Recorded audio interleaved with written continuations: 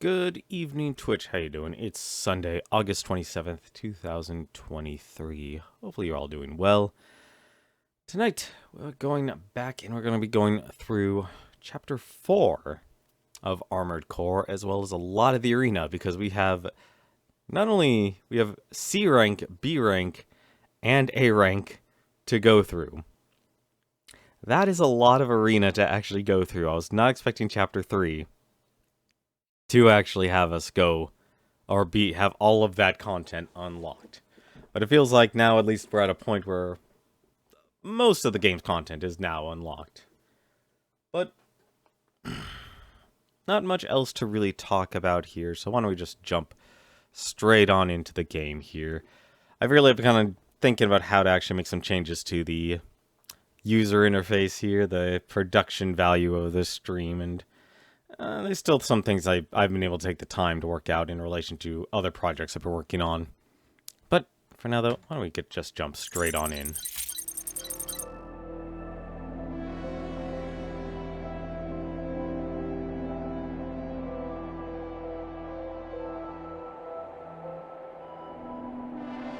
It always takes so long just to check my save data. I'm already curious if people have already been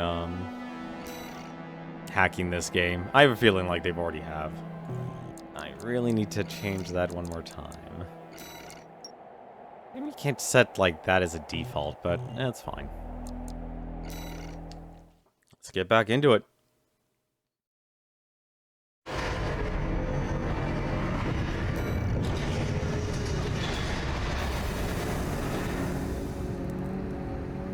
As you may see, this is gonna be our new AC for tonight's stream, and I have given it the aptly name, the Guts Tank. I was thinking, since last night, our previous AC design, unfortunately I didn't really give it a name here, but we kept it here. Since we used all kinetic damage, all of it was just shell-based. I thought, you know what? Let's go to the other extreme. And let's just use all energy weapons. And so that's what we're doing with the Guts Tank here. So it kind of went full bore here, because they really did say, hey, you know what? Our tank, our boy, can just have everything. This is literally the legs. If you want to be able to just use and wear anything you want, this is the one for you. And same with the generator as well, actually. Like, this is literally the generator that if you want the most energy from, this is the one you want. It's not the best in terms of our energy weapons, but it's the only one I can use because everything else will give me a short... Well, there's technically one more, but I'd rather have the capacity since our boy is gonna be kind of slow. He's gonna be very slow. So we went with that, but let's focus on the legs here. So I went with the heavy tank, developed by Backlog. Designed for the simple goal of tuning ACs into tanks capable of carrying the heavy weapons manufactured by the Dafang Core Industries. Yeah, we're not using any of their weapons, unfortunately. But to get you caught up, though... Well, here, we'll go over the rest of it here. We actually are using a lot of parts we have already had, so we're not using the heaviest parts, as you can see here. Our current load, nowhere near the maximum here. So we could go heavier if we wanted, but I opted out. I decided I wanted to... Yeah, I'm going to be stingy here, and this is something that's always going to be with me. I'm going to be very judicious with my finances. I decided, hey, let's just go with the arms we already have, and I chose the Arms Mind Alpha. I kind of went with more of the set. I did buy a new core. I went with the VE 40A by Arquebus here. They actually do make heavy stuff, apparently. A lot of attitude stability. It's not the heaviest of the boys, but it definitely is the heaviest, one of the heaviest I've had. And it was one of the new parts, so if I'm in a new chapter, I might as well rank up with it. And then for the head, I actually just went back to the Melander. I didn't see many headpieces I actually wanted, but this seemed to be a well-rounded build for it. I know it's not exactly very Guts-like, but you know what? I think it actually delivers. I think it delivers. But this kind of just shows just how much customization you can actually have with your mech here. Tanks apparently don't get boosters. I was actually a little bit surprised by that, so no boosters for the tank. Sticking with the same FCS for medium range. I actually chose medium range. I was torn between going with a close range or buying the long range one, but I think for what we've been using, it'll be fine. And for the generator once again, just to get the maximum EN output. Because EN output, let me actually, yeah, a higher value means the generator can support more higher burden parts with leftover output, improving EN recovery speed. So you're really kind of, I'm not really gonna give myself a lot of recovery speed. So that definitely is, that's actually a unique mechanic I didn't actually think of before. But there was one other part I was thinking of here. Right, that's the other reason why I actually chose the firearm specialization. It actually does get divided between melee and that, and I decided, you know, just to go with double guns. So actually, my weapons here, these should actually look familiar. This is actually the stun needle launcher you actually get for taking down the ice worm. I was messing around with a couple of others, but just to kind of show you, that's kind of more of a shotgun laser cannon. And I really asked myself, do I really want to focus on having to charge my weapons? And I kind of erred on the side of no, because look at the charge attack power. I know it's an AoE, but that's not much of a boost for how long you're going to be holding it and how fast combat is. I also did take a look at the normal laser cannon here, but in comparison though, compared to the Songbirds here, Songbird out and away, you know, 1,000, you know, 1,000 impact damage. This is as close as you're gonna get with energy weapons. And I kind of wanted to actually stick with that. It does have one other benefit though, and I don't know what it is, but it does look like it is one of the electric type weapons. It does have a long reload. Well, actually, relatively, it doesn't have a long reload time.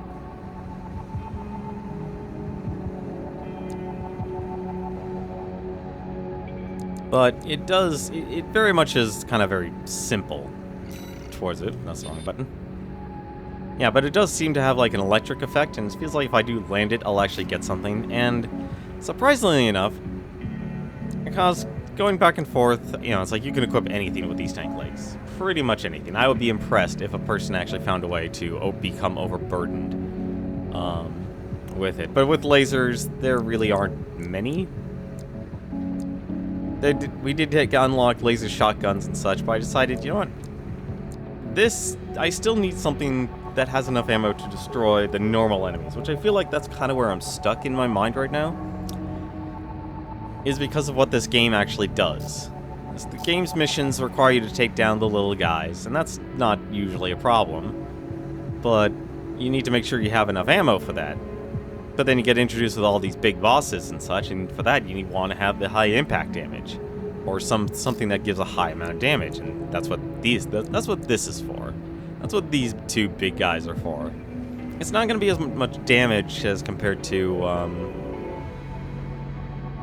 the Songbirds here, but I have a good feeling these will actually do well enough.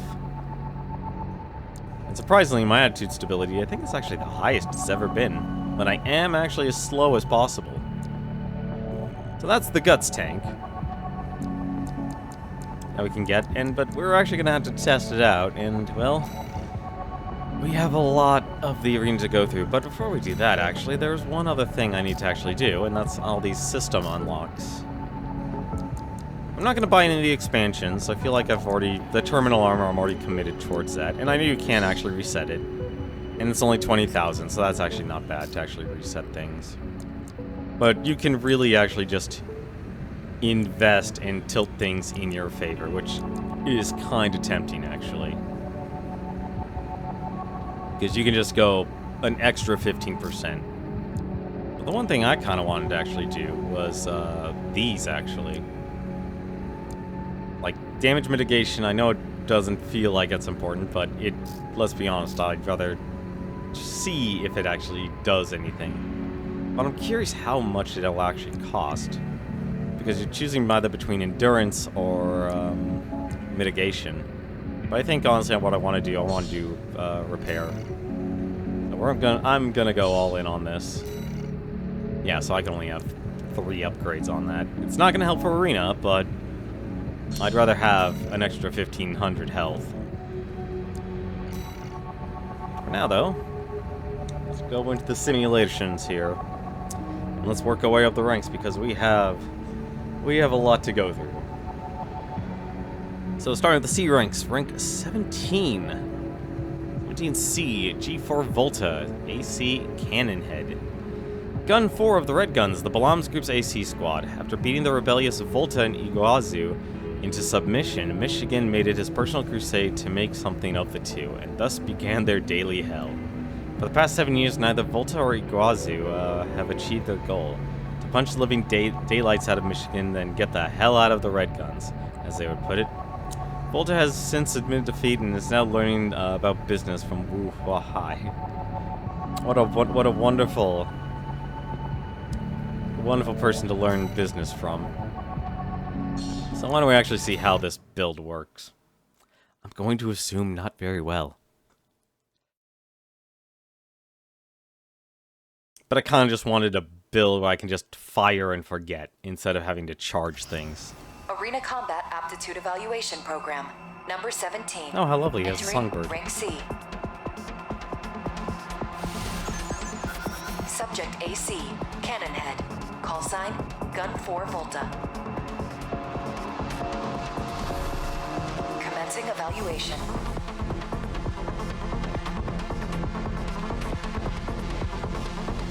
Main system, activating combat mode. Oh, this is already going to be awkward to drive. Oh, actually, that's not so bad.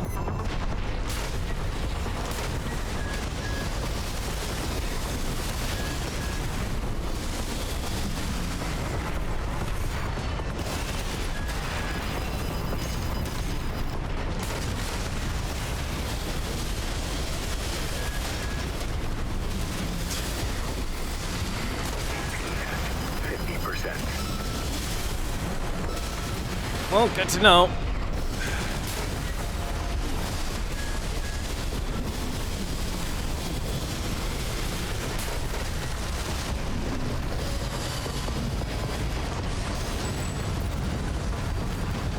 Target destroyed. Concluding evaluation. Well done.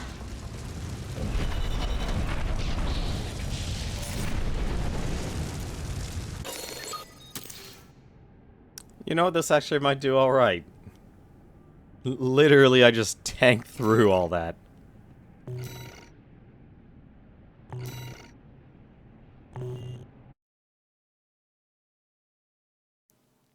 With 16,000 AP. That was disgusting, having that much AP. But let's move on here. Hey, it's V8. It's rank 16C, the V8 Pater. AC dual nature. Never actually got to fight him yet or see him on the field yet. 8th squad leader of the Vespers and Arquebus's group's augmented human squad. Production of Gen 10. He's the furthest I've seen. The latest and currently practiced form of augmentation surgery. Pater represents the culmination of efforts to preserve the patient's humanity through coral replacement technology. At times, his noticeably unreserved remarks hint at an underlying lack of empathy. One might assume this to be a side effect of the surgery. This trait has in fact been with him since long before his augmentation. Interesting. Oh, I have 17k AP. I'm sorry. Although I realize we're fighting again. This is not an arena I was exactly Arena fond Combat of. Aptitude Evaluation Program, number 16, rank C. Oh, he has the bubble gun too. Subject AC, dual nature. Call sign, V8, Pater. Commencing evaluation. Main system activating combat mode.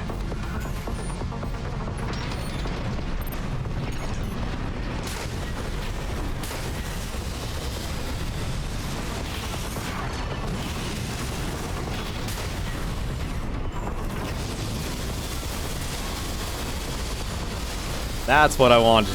That's what I've been trying to do.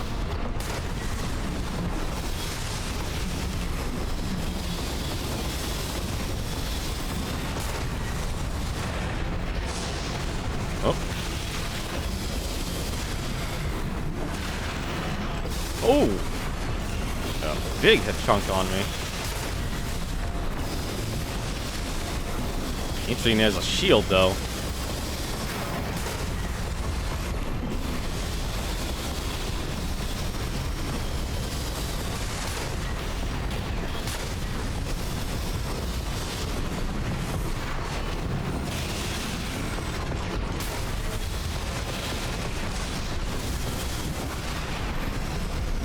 AP at 50%.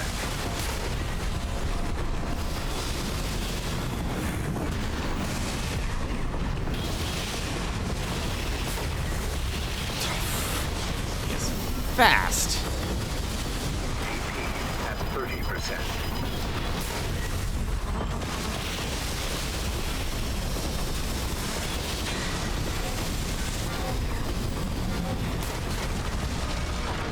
Although he went terminal armor just like me. Target destroyed. Concluding evaluation. Well done. I will say controlling the tank is actually a lot more difficult than a lot of the other legs I'm used to.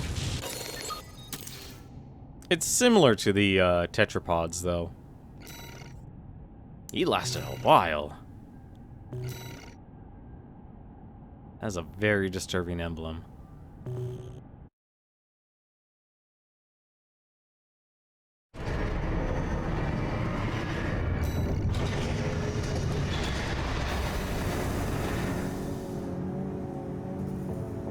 I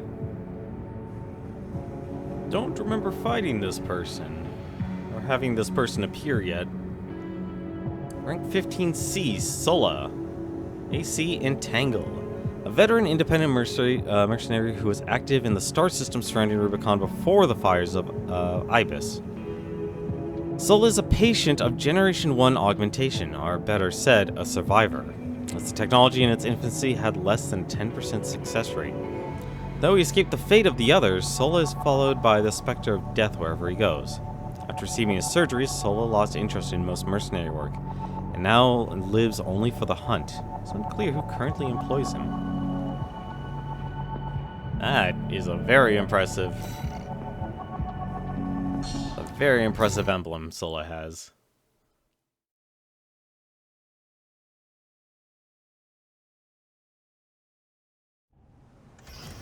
Arena Combat Aptitude Evaluation Program number 15.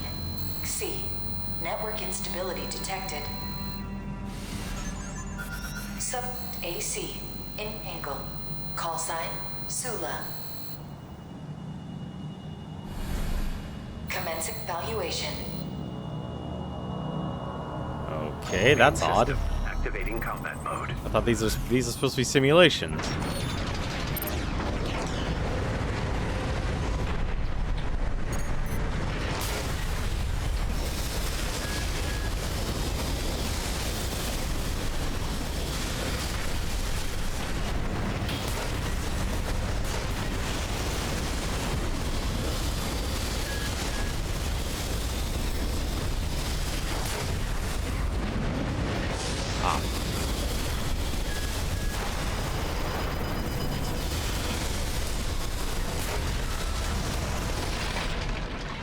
That's a lot of damage. Target destroyed. Concluding evaluation. Well done.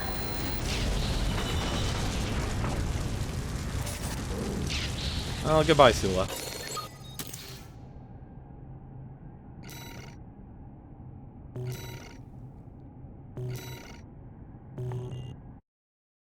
Man, people really like the bubble gun.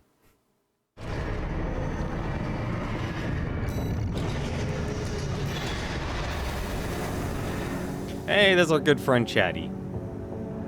Rank 14C, Chatty Stick, AC Circus. Right hand of the RAD's ringleader and chief engineer, Cinder Carla. One day, Carla built a simple suggestion-based AI to provide basic support and the occasional entertainment. However, no matter what conversational prompt she gave him, he would never say more than necessary. Instead, it seemed that he was content to be a good listener to his creator's free-spirited, eccentric ideas. Okay. He is literally an AI. I did not know that until now. Interesting. Well, let's see what Chatty's AI is all about. Surprised they actually have him registered as a Raven. Arena Combat Aptitude Evaluation Program, number 14, rank C. Subject AC, Circus. Call sign, Chatty Stick. Commencing evaluation. Main system. Activating combat mode.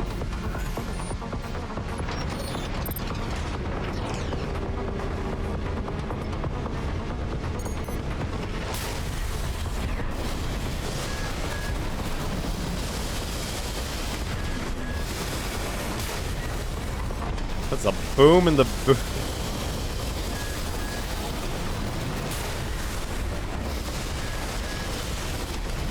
Let's get him in the corner.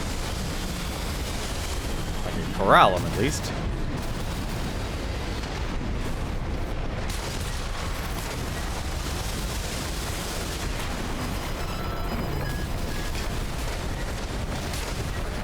Good to know they don't have much energy defense.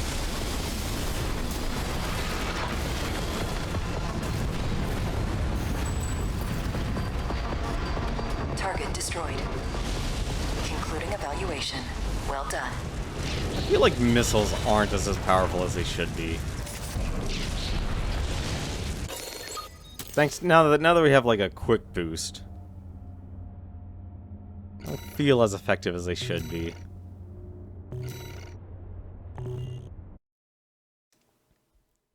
These are just the C ranks. I'm going to shut up when we get to the B ranks and A ranks.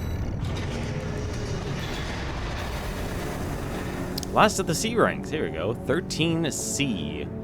Middle Flatwell. Definitely never come across him before. AC Tsubasa. The de facto military leader of the Rubicon Liberation Front. Ooh. His authority is second only to that of Father Dolmayan, and his standing within the organization has earned him the informal title as a fellow elder. He is the uncle of the Liberation Front to Dolmayan's father. For a time, Flatwell worked as a spy within the extraplanetary corporations, and has sway over rather significant contact in Schneider's HR department. Really? How can you work for the Liberation Front and at the same time be working for a corporation? Oh, worked as a spy. Well, let's see what Middle Flatwell can do.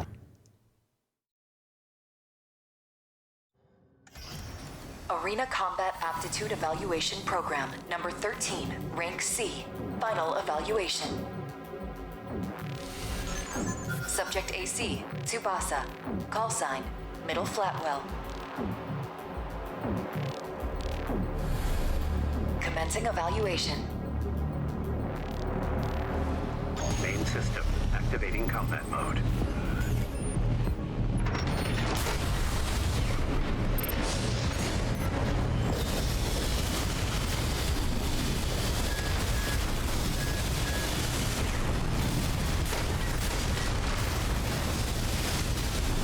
All I need to land is... He stunned me?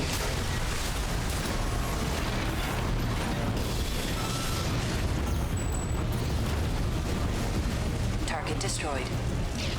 This concludes C rank evaluation. Well done.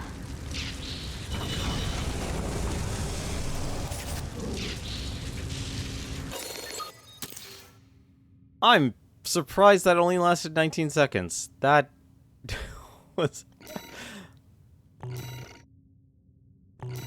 I guess I hit him from the start. That's the only thing I can think of.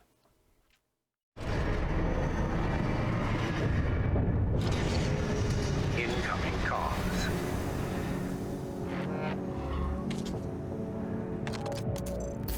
Congratulations, you have surpassed rank C. We hope that our aid has helped push you to achieve greater things. All Mind exists for all mercenaries.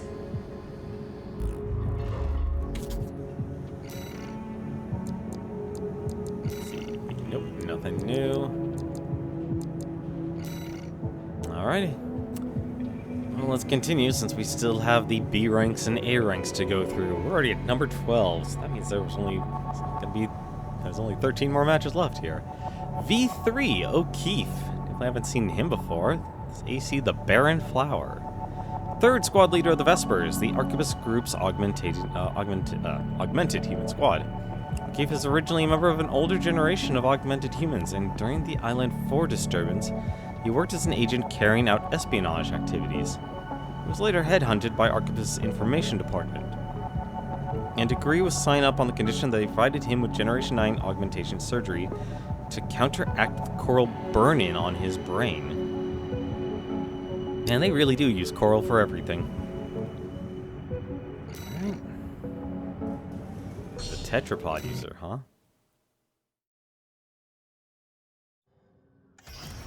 Arena Combat Aptitude Evaluation Program, number 12, entering rank B.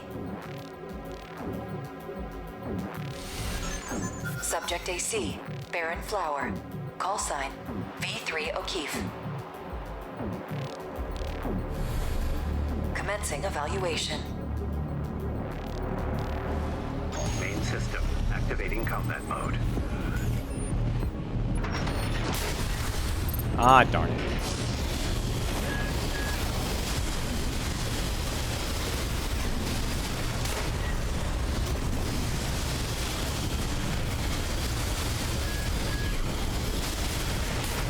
Ah, you.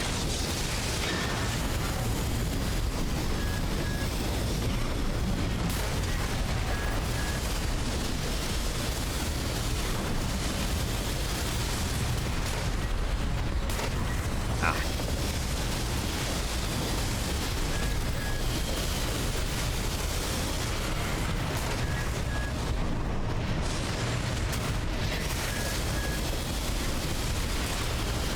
Now.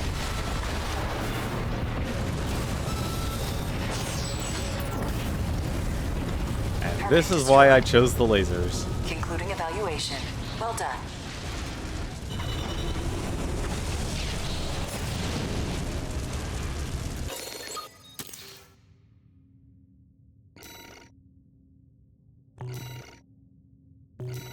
Hey, I might be able to get that damage mitigation after all.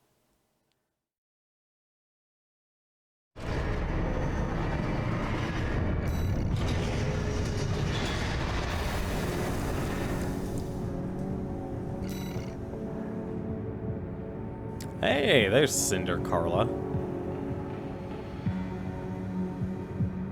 Rank 11B, Cinder Carla, AC full course. The ringleader of RAD and its chief engineer, responsible for the basic specifications of all of the organization's products. A specialist in data processing and machine design, and a fount of knowledge with an imaginative genius, Cinder Carla has produced a long line of eccentric and fanciful weaponry quite unlike those found in a corporate catalog. Her stated design philosophy: what use is a killing machine that can't get a good laugh?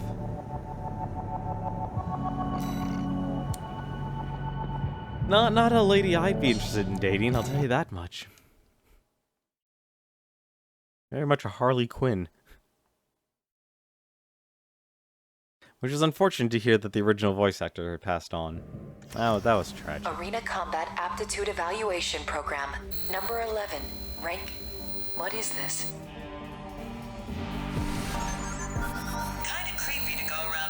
strangers, don't you think? Well, whatever. I thought this was all simulations. But you can have this old data. Main system activating combat mode. Ah, they're just gonna start jumping at the start, aren't they? Oh,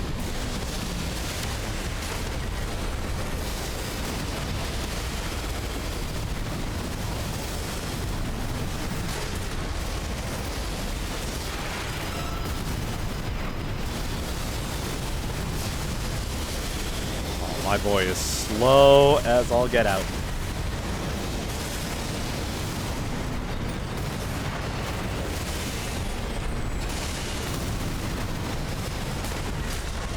AP at 50%. Nice. Don't know about the sim.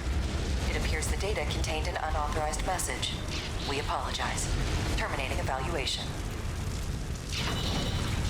Oh, I wanted to hear the message.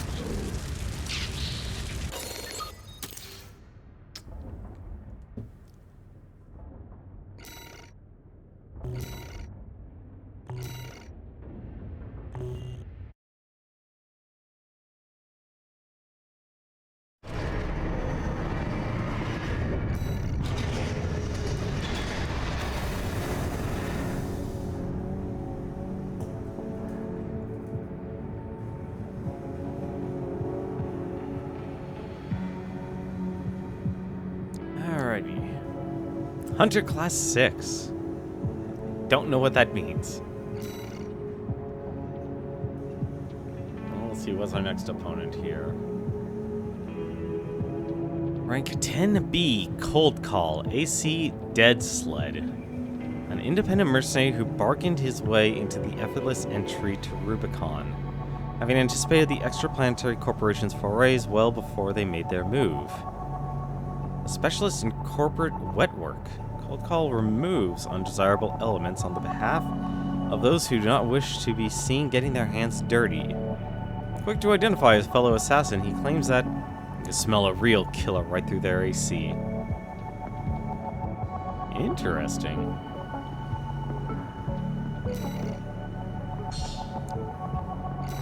If there's one thing I can say about this game, and it's somewhat of a criticism, I guess, is that everything is so focused around the coral. There's not much opportunity for personality. Arena Combat Aptitude Evaluation Program. Number 10. Rank B. 2 shotguns, huh? Subject AC. Dead Sled. Call sign. Cold Call. Commencing evaluation. Main system activating combat mode. No way I'm getting a shot from there.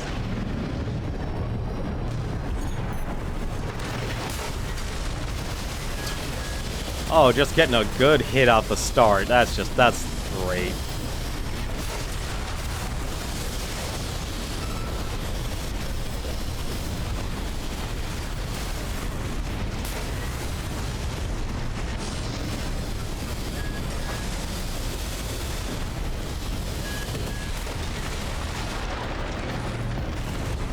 Absolutely destroyed with this setup. Target destroyed. Concluding evaluation. Well done.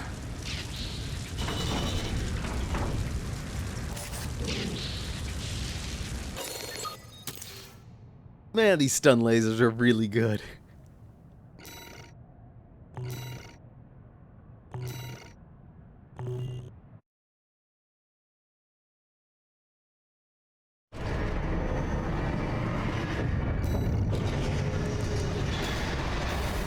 There's... Oh my goodness, okay. Well, now we'll really see how this actually is, see how well this will actually do. Rank 9B. The V4 Rusty. AC Steel Haze. Force Squad Leader of the Vespers, the Arquebus Group's augmented human squad. Discovered through the recruitment program operated by Schneider, an Arquebus affiliate. Rusty so quickly distinguished himself that he was selected to join the upper echelons of Vespers in less than half a year. Rusty received augmentation surgery prior to joining the Vespers, and though the precise details are unclear, he has declared himself to be of the 8th generation. Interesting. I don't know why they keep him, why he's designed, it looks like he has a muzzle on him. Well, let's see how he does up against the Guts tank. Starting to think these two things are an AC killer. Because I am surprised how much damage I'm doing. Arena Combat Aptitude Evaluation Program, number 9, rank B. Machine gun. Subject AC, Steel Haze. Call sign V4 Rusty. Commencing evaluation. Main system. Activating combat mode.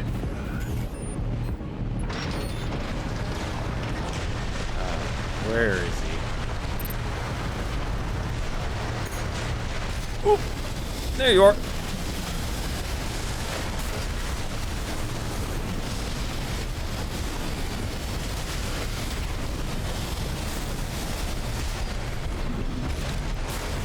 Damn.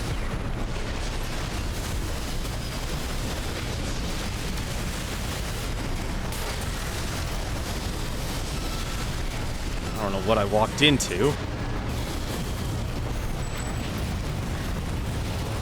Target destroyed. Concluding evaluation. Well Sorry, done. Rusty.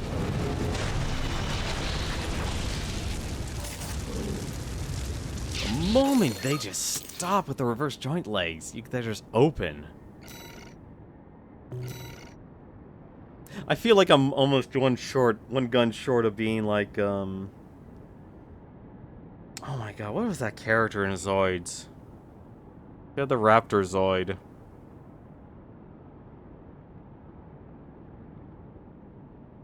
And literally just a flurry of missiles and machine guns. Man, it has been forever since I've actually thought about Zoids. Those were fun series, despite one of them actually being about war.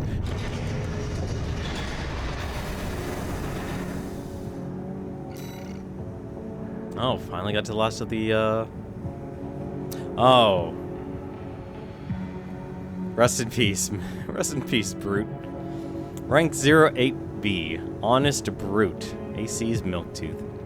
Leader of the Junker Coyotes. A major dozer force. Oh, we really did destroy the Coyotes. Brute was originally hired by RAD. His smooth-talking, affable nature quickly caught the attention of Carla, who found him quite unlike the average dozer. When it was discovered that the man was a psychopath and pathological liar, he fled, taking a considerable amount of RAD's funds and technology with him. A loss that was too great for Carla to tolerate.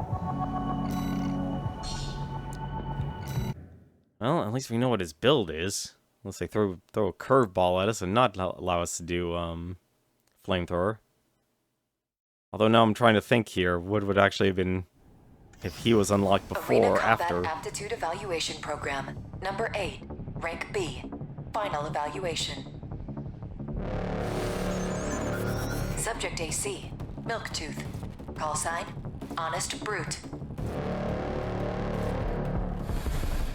Commencing evaluation. Main system. Activating combat mode. What the?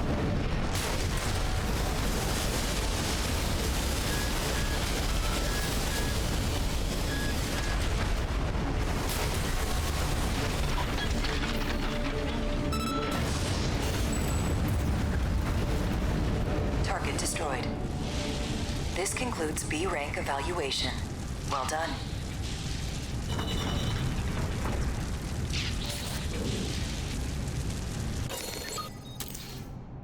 That was disgusting they let me do that.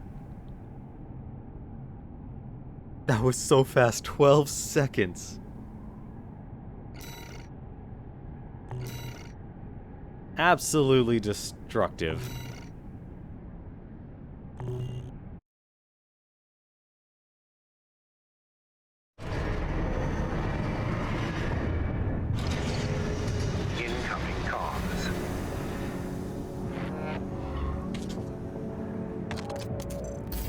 Congratulations, you have surpassed rank B. It is a great honor to witness your evolution as a mercenary. All Mind exists for all mercenaries.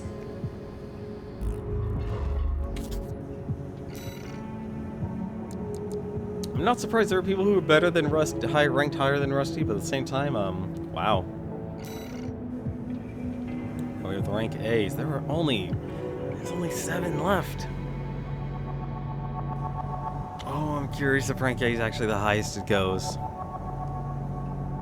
Well, let's take a look here. Rank 7A, G2, Nile, AC, Deep Down. Deputy Commander of the Red Guns, the Balam Group AC Squad. Formerly the commander of the Balam Security Force, a paramilitary police organization that preceded the formation of the Red Guns. Nile distinguished himself with an exceptionally high arrest rate, and in those days, the only man he never managed to put in handcuffs was Michigan.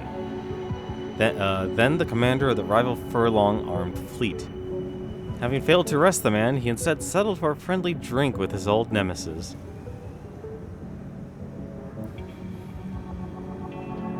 If you both live long enough, huh? If you live long enough, I guess it doesn't matter. Also, he is a tanky boy. I know those arms from anywhere. Those are the big boy arms.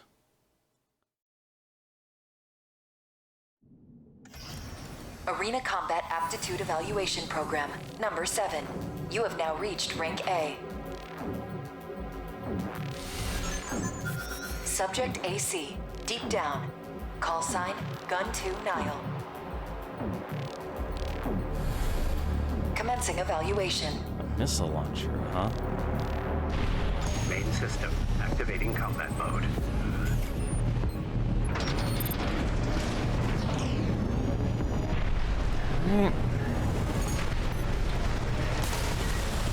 I had a feeling that wasn't going to be so easy.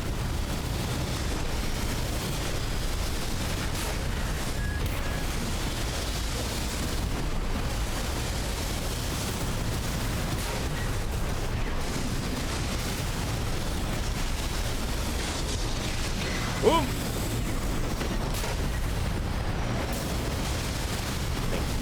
That was definitely the extension he used.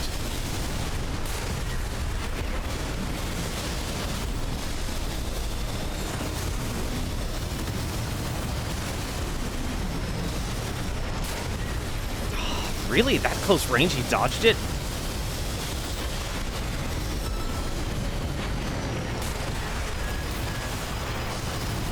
Oh, that hurt like heck.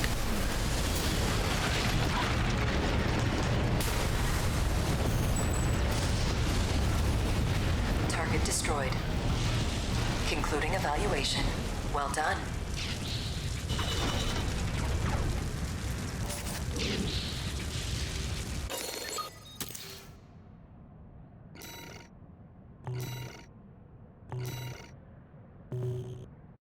You know, I'm just gonna say this. Being the tankiest person, or having a tanky build, absolutely... I don't want to say it trivializes the arena, but it definitely does show how important combat endurance is now. Because anytime I see my health basically reach down to, well, less than 10,000, it basically means I have lost with any of my current builds so far in terms of HP. Or in terms of AP. Like, that is just kind of how powerful being tanky is. Alright, let's take a look here. Rank 6A, V2 Snail, AC Open Faith. Deputy Commander of the Vespers, the Arquebus Group's augmented human squad. After receiving Generation 8 augmentation surgery, Snail continued to receive follow-up treatments as new technologies entered the mainstream, so as to make their merits his own. Many augmented humans have died in order to assure the safety of his repeated adjustments. Oof. Snail, you're kinda creeping me out, dude.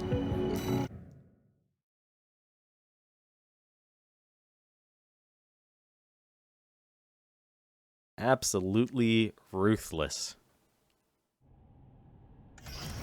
Arena Combat Aptitude Evaluation Program. Number 6, Rank A. Subject AC, Open Faith. Call sign, V2 Snail. Commencing evaluation. I think he has the stun gun I have. Main system activating combat mode. He does. Oh dear. Where are you? There.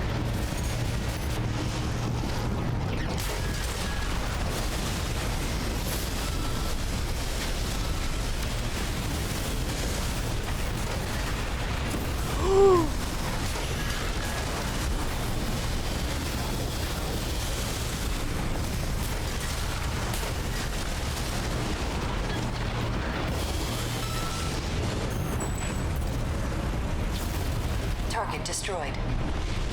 Concluding evaluation. Well done.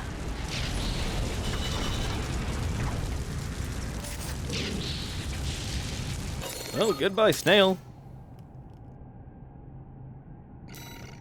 31 seconds. Jesus, I think I found... Yeah, I think this build will work. I think this build will probably work. Unless we come across anything that relates to jumping. Then we'll run into problems. Alright. Rank 5A. Chartreuse. AC Umber Ox. An independent mercenary who arrived on Rubicon around the time that Coral Response was rediscovered.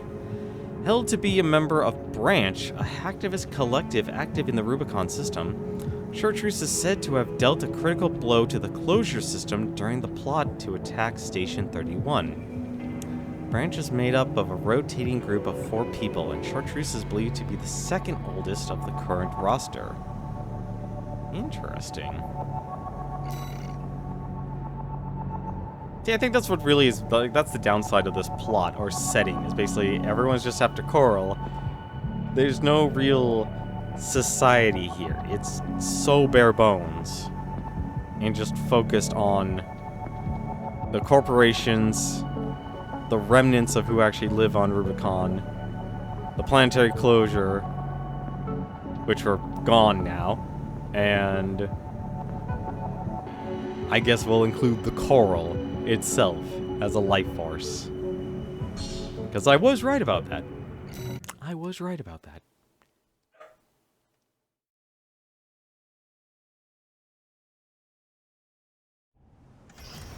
Arena Combat Aptitude Evaluation Program.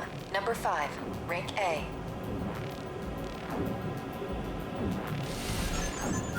Subject AC, Umber Ox. Call sign, Chartreuse. Commencing evaluation. Never seen tank legs like those before. Main system activating combat mode.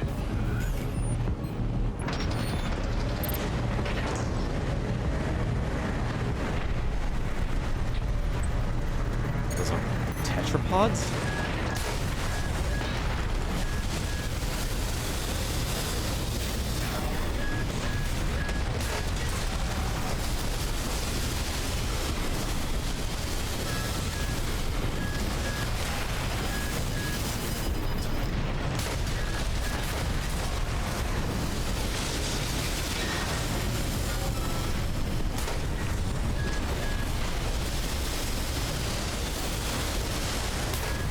AP at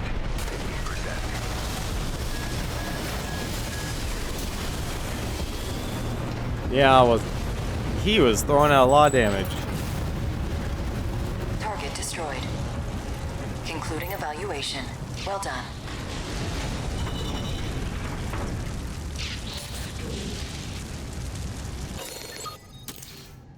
These are the best handguns and cannons I've ever come across.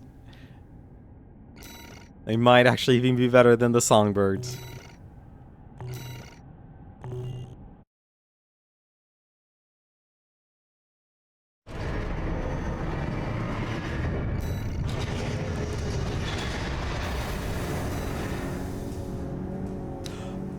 Wait, what? The top 3 are restricted? Okay. Rank 4A. Thumb Dolmayan. His AC is Askik? Huh, interesting. Father of the Rubicon Liberation Fund, veteran military commander and founder of the School of Choral Mysticism. There's the fanaticism there. As a young man, Dolmayan was once a dozer vagrant until the fires of Ibis burned the star system. In the fire's aftermath, he developed an ardent belief in symbiosis with the choral.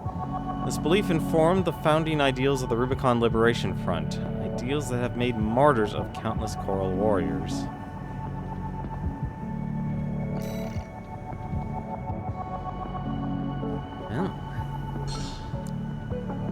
I'm surprised he's actually up so high. I would have expected him to be like a non-combatant.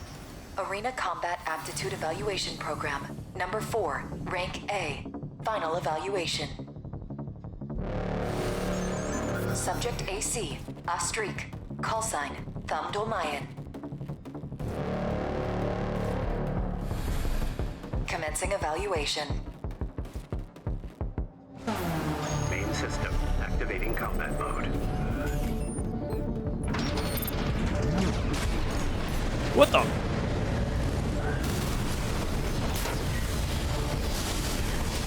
Oh, those are fire.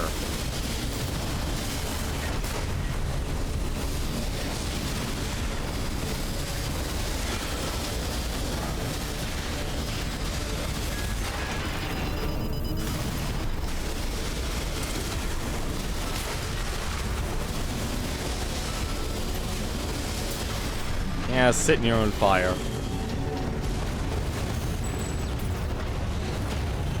Target destroyed. This concludes A rank evaluation. Only the best of the best remain.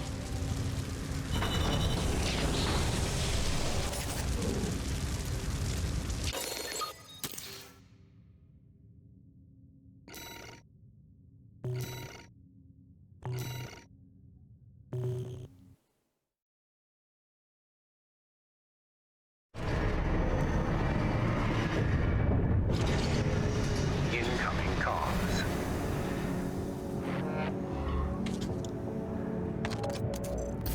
Congratulations, you have surpassed rank A.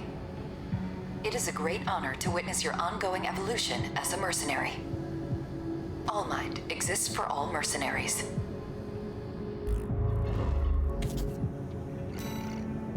Is that it? Yep, just purely restricted. Alrighty. We literally went through 17 matches and only maybe one lasted longer than a minute.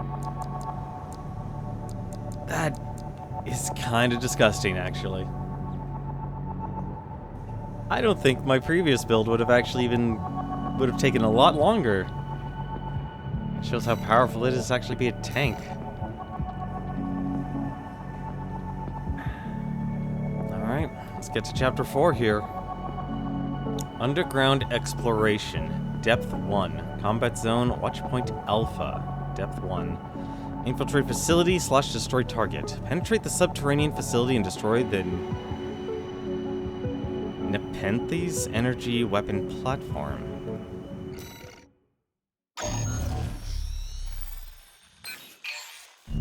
Here's the job, 621. You'll be going into that underground facility, Watchpoint Alpha. I managed to talk Arquebus into letting us lead their survey. They jumped at the chance to use an independent mercenary as their canary. Balaam has already barged in, taking several red guns and MT squads. Seems they want to be ready for a run-in with Arquebus's new firepower. You'll start by descending through Depth 1, a vertical chamber sector. It's likely you'll meet resistance from autonomous defenses left by the PCA. The worst of them is lurking at the bottom, Nepenthes, an energy weapon platform.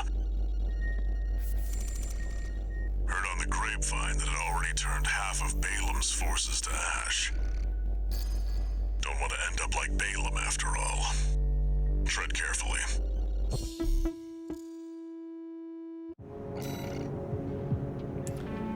Alrighty, let's see what this mech can do. Watch point Alpha. My brothers and sisters. How deep inside? So to quickly catch you up on the story here, in the last chapter, we destroyed the ice worm and discovered that the coral is people. The coral is a life force. Though Mayan is technically right. 621. You ready?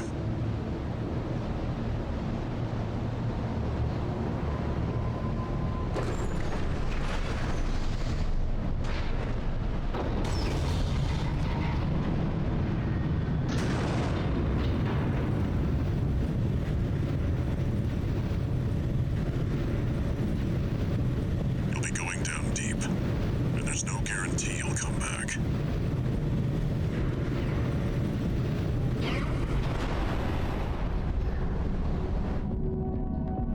Still, you're the only one who can do this. I'm counting on you to reach the coral.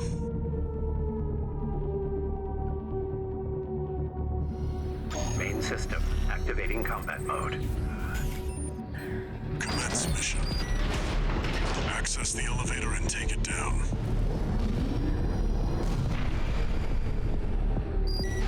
Just making sure.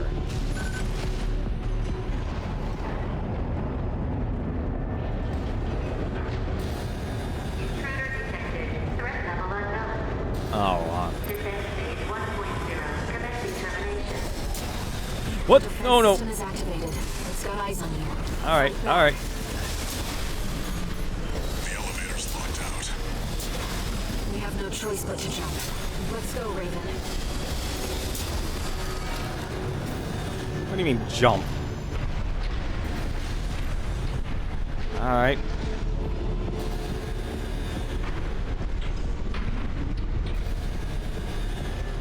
I'm just gonna say I don't like this.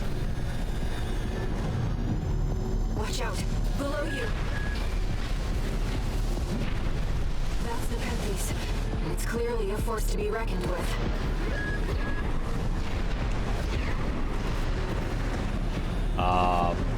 Excuse me?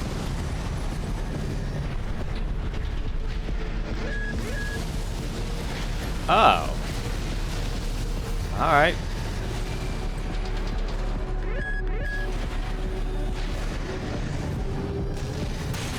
Oh! AP at 50%.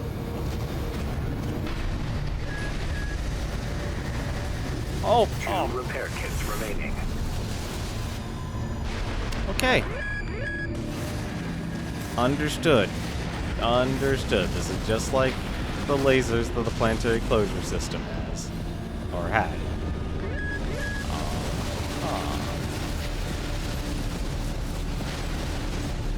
So where...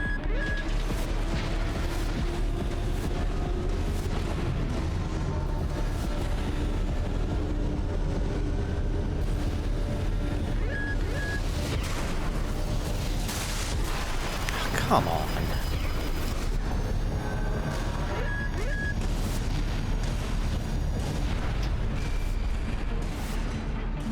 This is a stage I would like to think you'd be exploring a lot of.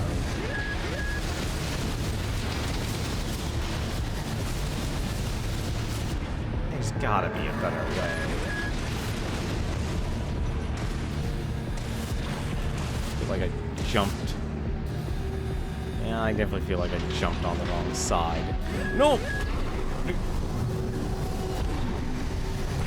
I'm so not used to driving this thing. Alright.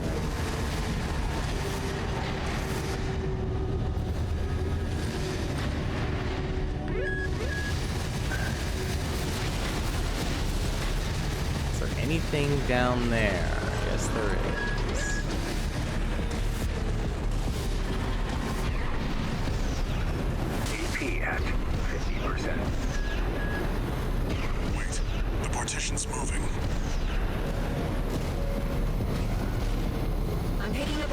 signals nearby. Containing intruder. Commencing termination.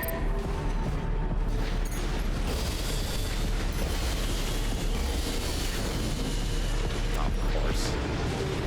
Alright.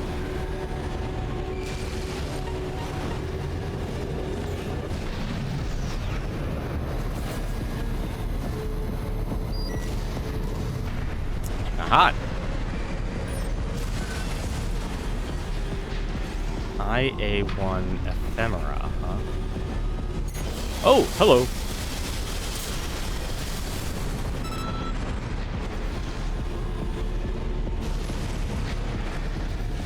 Good to know. They can literally come after me.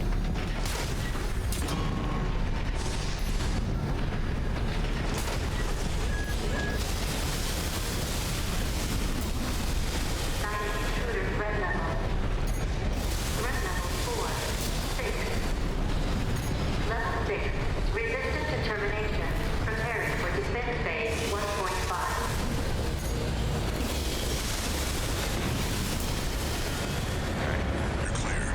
I'll find a way to get that partition open. Stand by for now, 621. Over there. I've sent you a marker. Oh, they were just gonna give you that anyway. Alright. Oh, is this supposed to be a supply? No. An object. I would really like to rotate in that direction. Nepenthes. It's named after an extinct genus of plants. Did you find an access point? Good job sniffing that out. Unauthorized access detected. Transitioning to phase 1.5.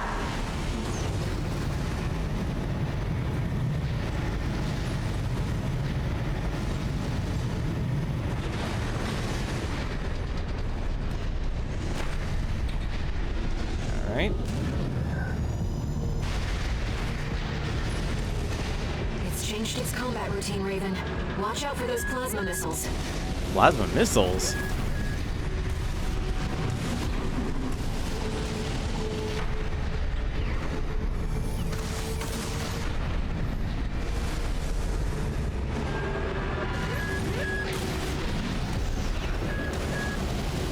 AP at 30%. Not really giving me an option here, right?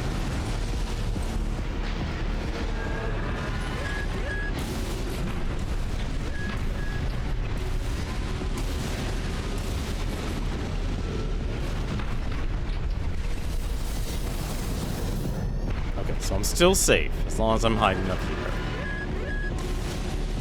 I just need to find the right way down.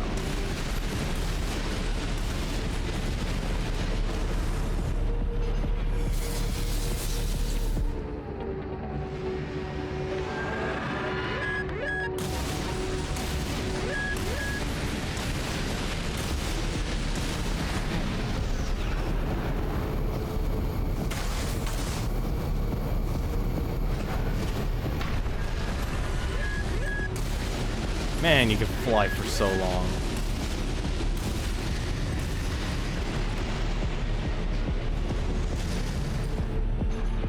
Okay, so I should just go there.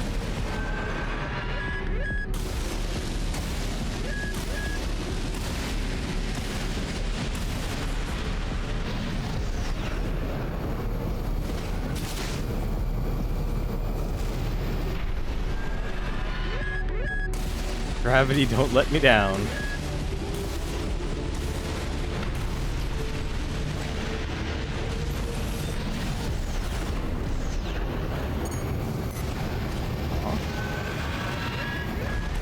Oh!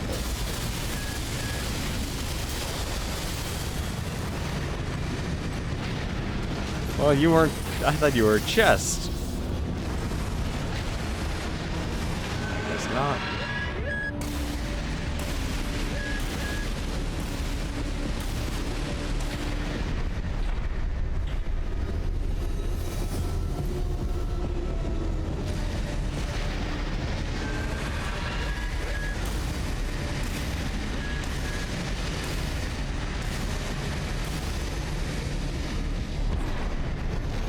It's tracking you, 621. Evasive action. AP at 50%.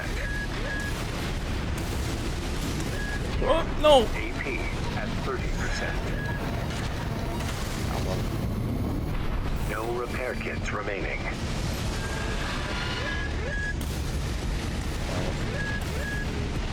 Snipe him. Oh!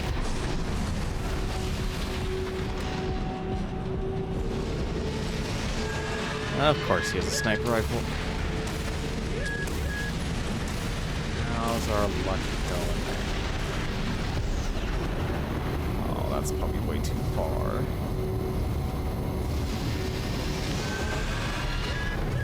AP at 30%. I am really bad with this tank controlling.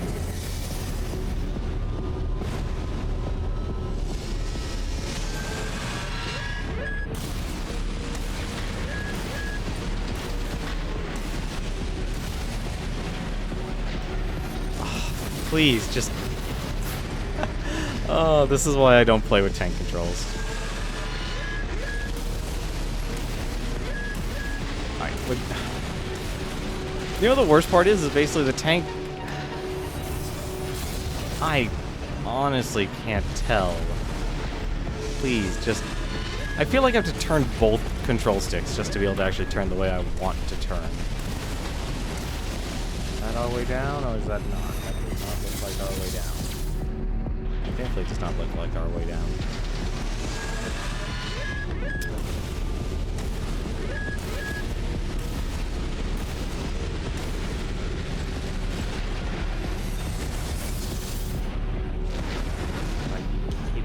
Come on, let me see.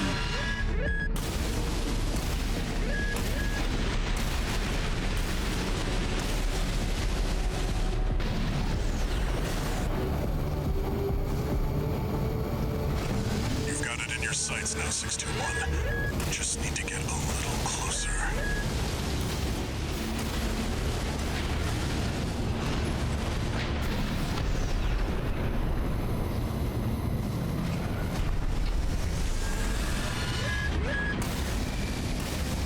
Oh, on the plus side, at least there's a...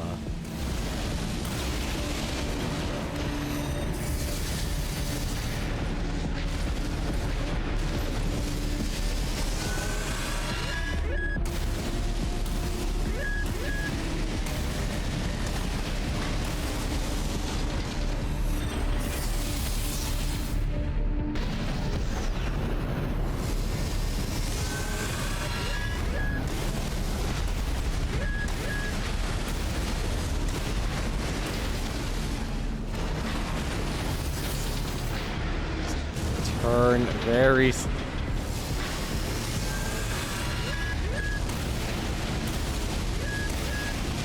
Uh-huh.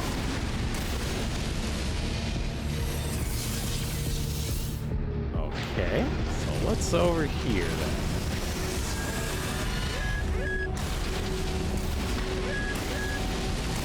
Don't tell me there's no more... Okay, there is cover. Okay, there's still one more cover.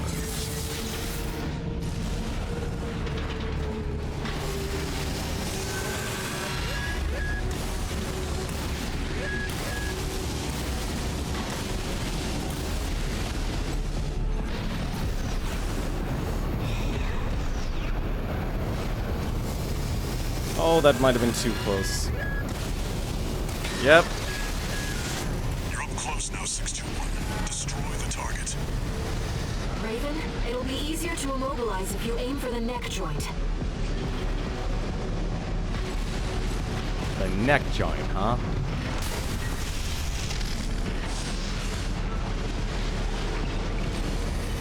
Oh!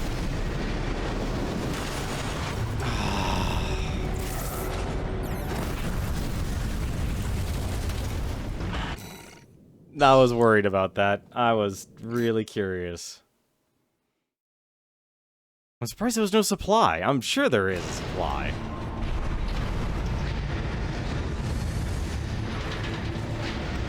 The challenge is actually finding...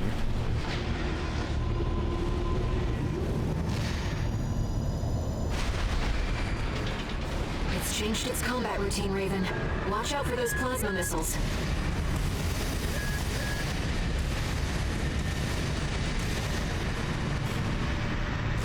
Now I just need to find...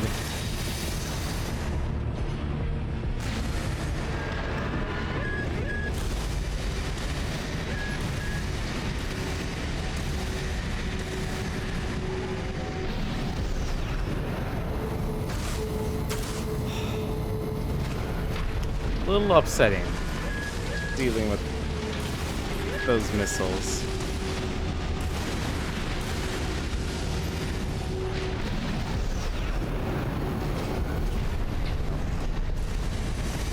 There.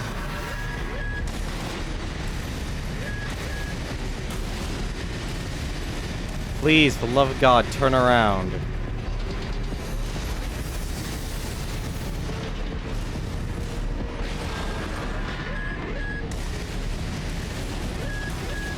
Well, it's a good thing I'm a patient man here.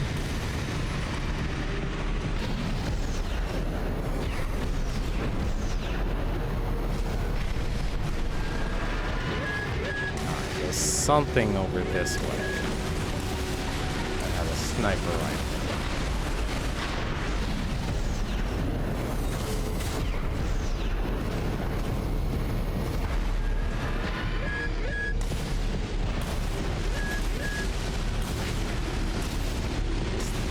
Should have been something with a sniper rifle.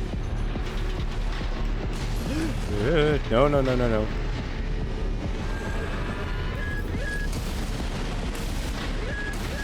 I swear these are a lot harder to control than you think.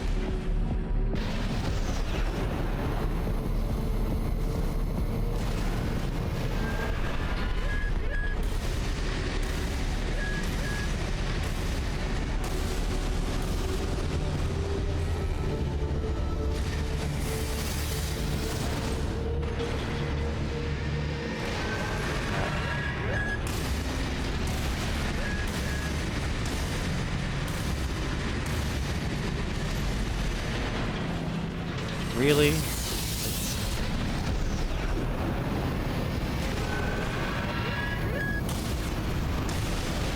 It's tracking you, 621.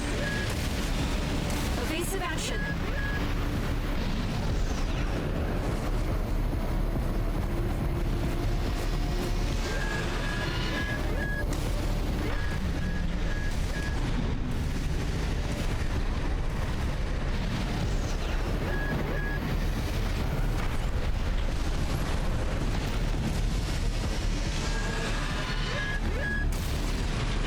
Yeah, you there, guy. You're a jerk.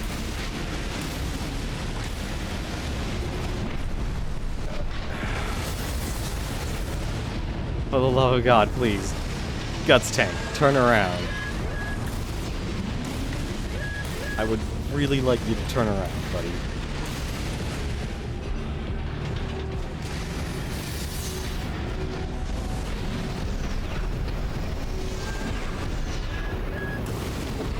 CP at 50%.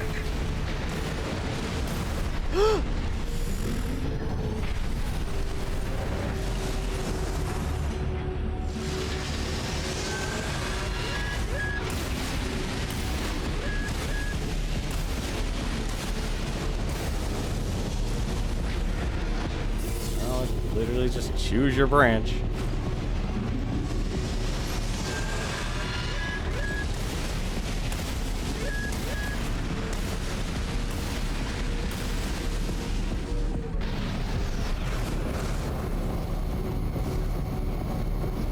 You've got it in your sights now, 621. Just need to get a little closer.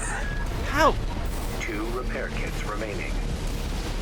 Can't believe that actually did all that damage.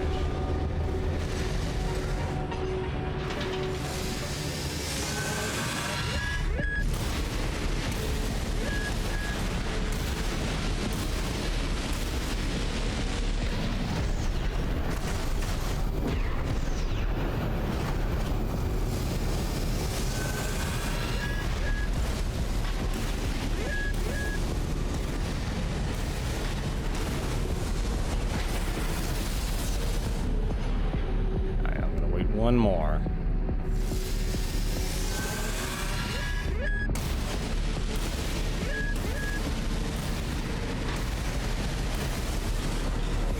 Oh my god, please.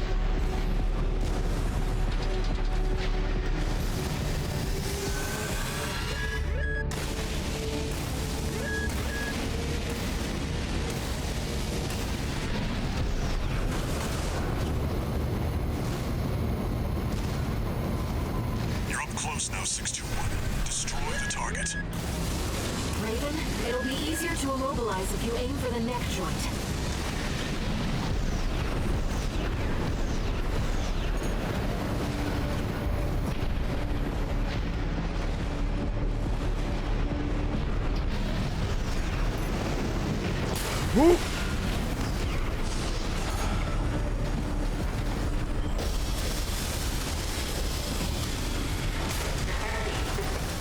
The artillery platform is silent.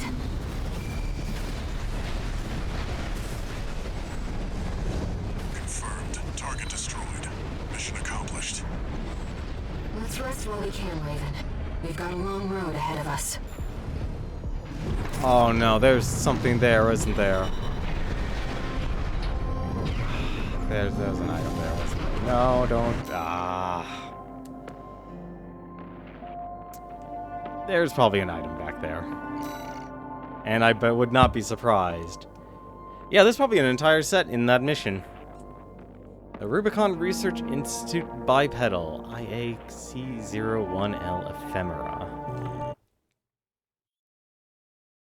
I would like to go back to that mission in the future and see if there's any more parts. No new messages.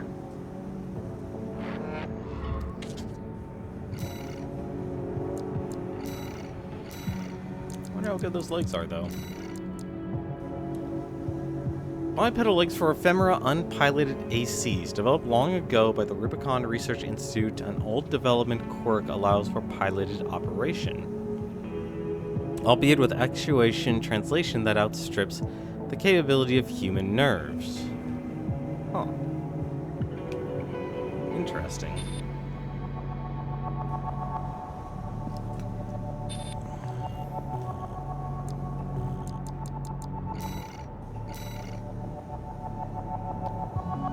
Chapter 4. Underground Exploration Depth Number 2. Watchpoint Alpha Depth 2. Reach destination.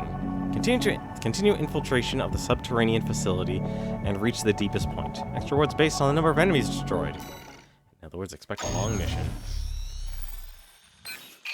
Here comes the follow-up, 621. You're going to be exploring Depth 2. The sector's made up of a sprawling rail network designed to transport resources.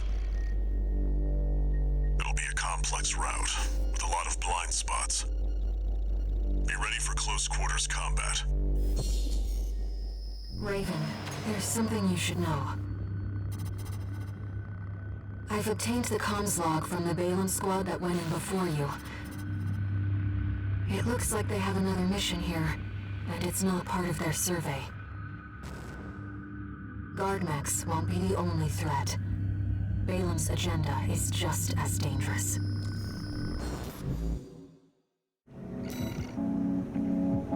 Alright. Just so you know, 621, my radar won't be able to reach the lower depths.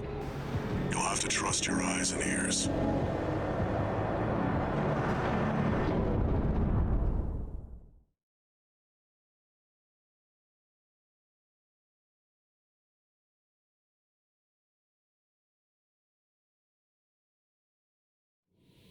Main system activating combat mode. Let's go, Raven. This is where the survey begins in earnest.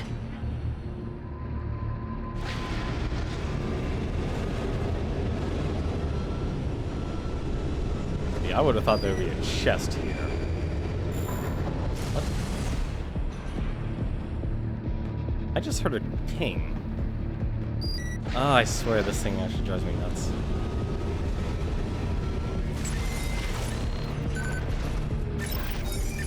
I also forgot to upgrade my OS so I could get bigger heals.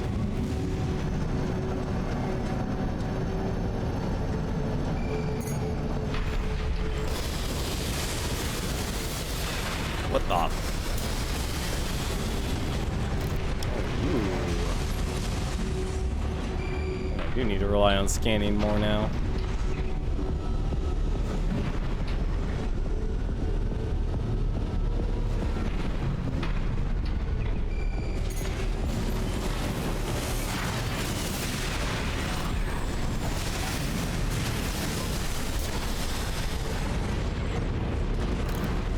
Why?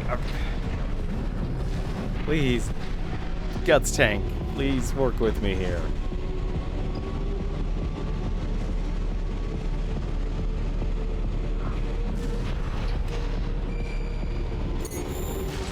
Ah. Okay, so there's two of them, huh?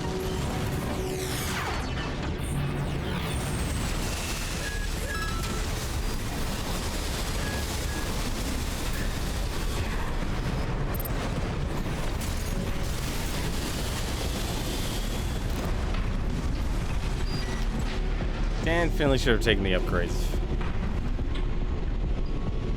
According to the structural drawings, the route continues past this partition. Looks like the power's out. Let's find a way to bring it back online.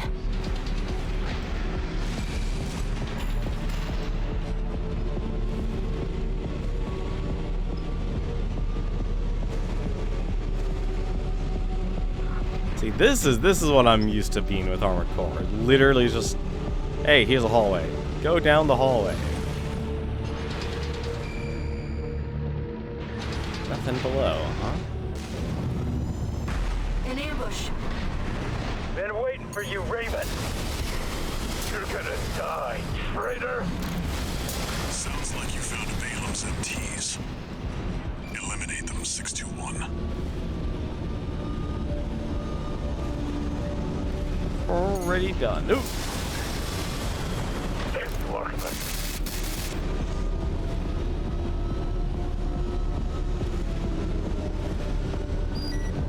Control panel identified. This should get the power back online.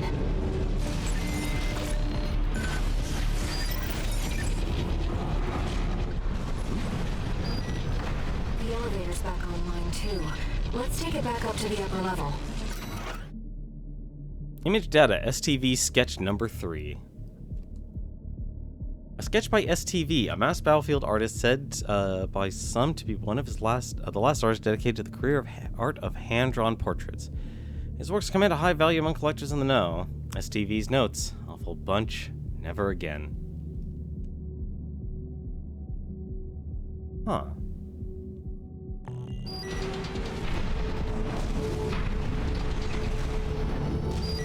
Please, let me take the elevator.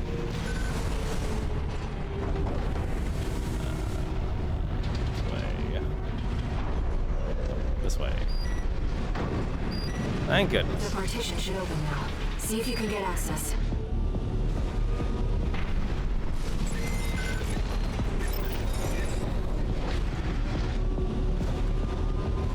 The heat exchanger section's up ahead.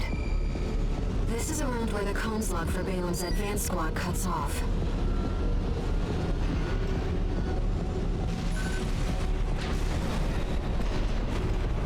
Been waiting for you, freelancer. It's headroom. Gunfight Iguazu. I'd like to get back above ground. Let me tell you, I'm sick and tired of this pit. It'll all be over once your sorry ass is dead. My ears. Not now. That quack messed me up. Learned some new tricks, huh? I know you're laughing at me. What makes you so special, freelancer? AP at 50%.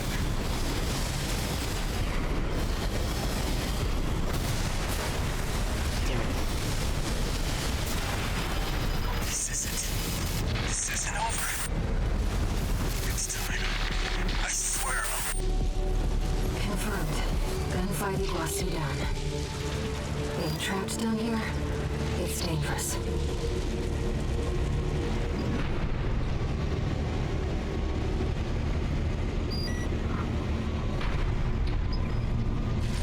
Oh.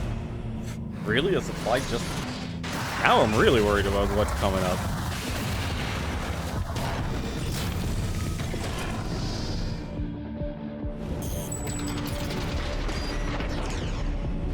I did not use much ammo at all.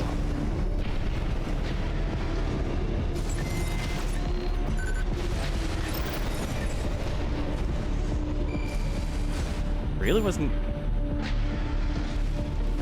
Why do I keep hearing the ping? Meaning, like, there should be something here nearby.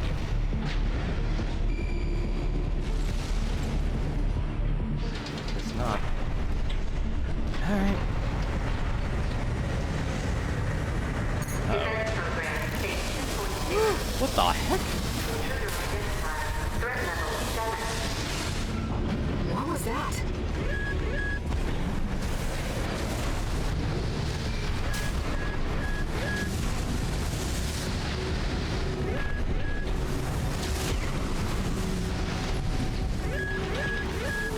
Okay, he has a sniper rifle.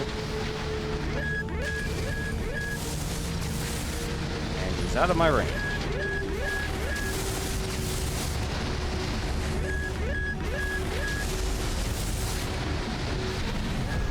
Watch out.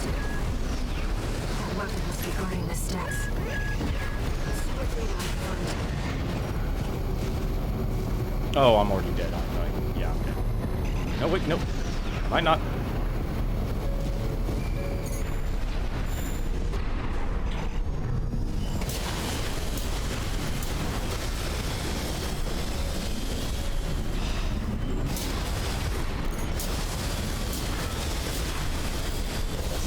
Take care of the little guys.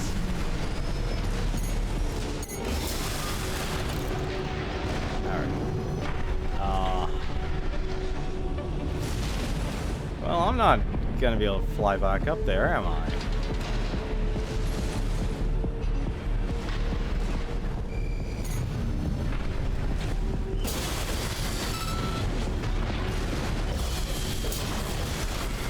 Oh, it only takes one shot. Huh. I thought I'd be able to scan that. Oh, don't tell me I'm stuck down here.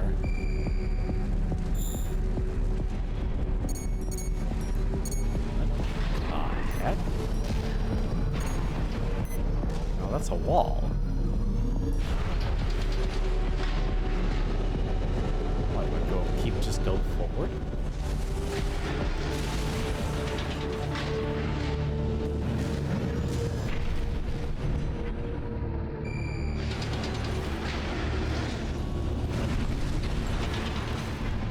Okay, I guess I do.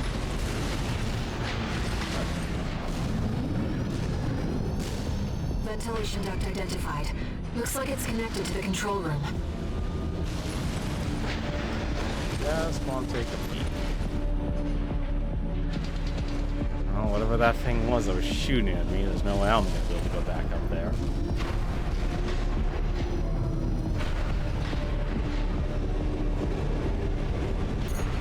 Ooh.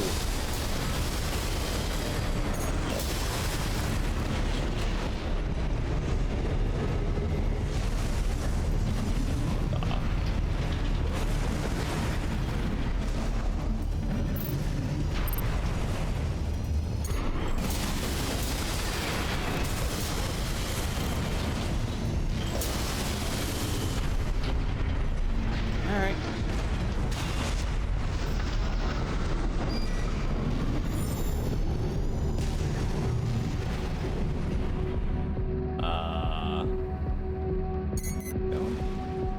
No, there was definitely something up there.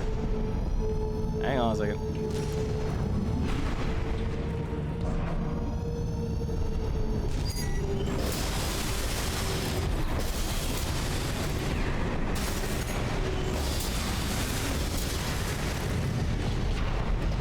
Man, those legs just pack a punch. Please. What, am I not? Right there. Access. IAC-01A ephemera.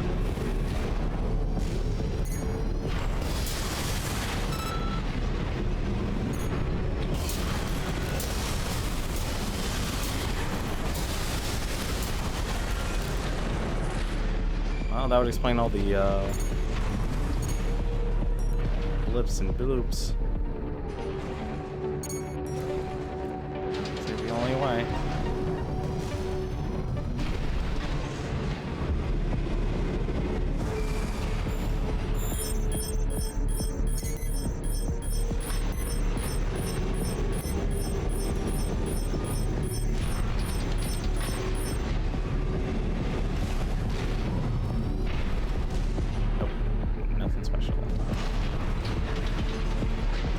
Defense program phase 2.5.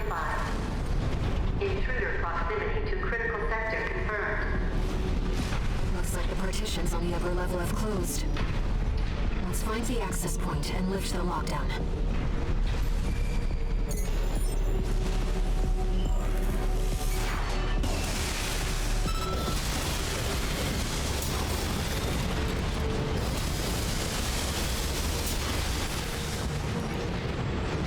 That's what these laser guns are. That is what these laser guns are for. I do not mind doing manual aiming.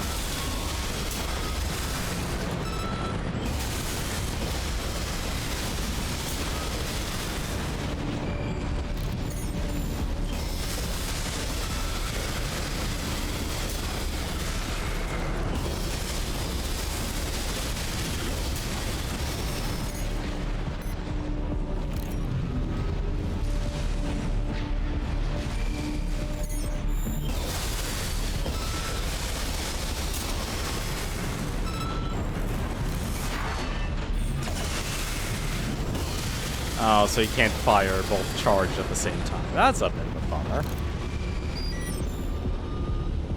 There. That's the control panel.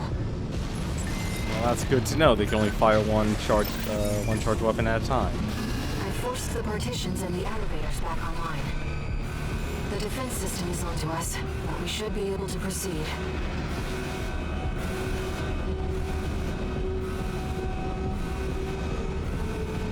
This is all for manual aiming. Alright. Seems like smooth sailing, 621. As if you hardly need help from me, but you get so good at exploring.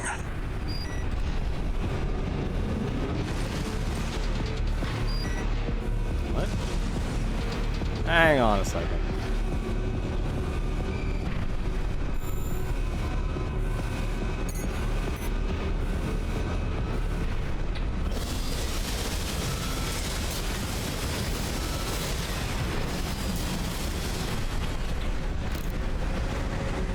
Hey, another part. The gills.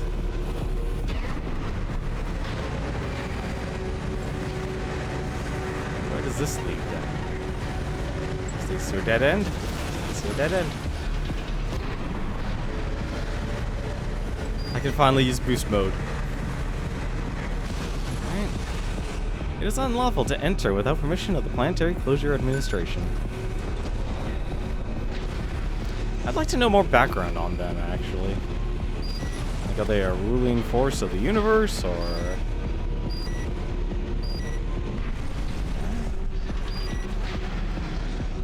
Oh, that's disturbing when they throw 2 supplies at you in a mission.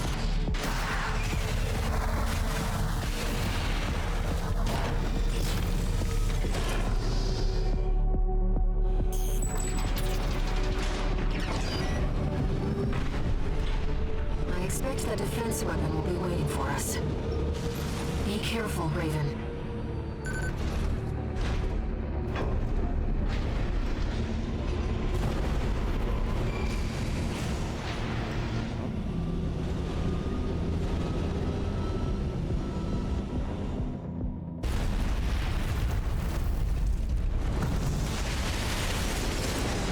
Intruder detected in closed sector.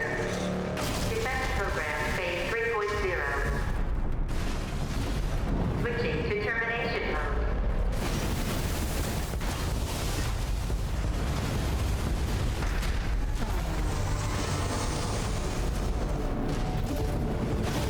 Oh my goodness. Terminating target.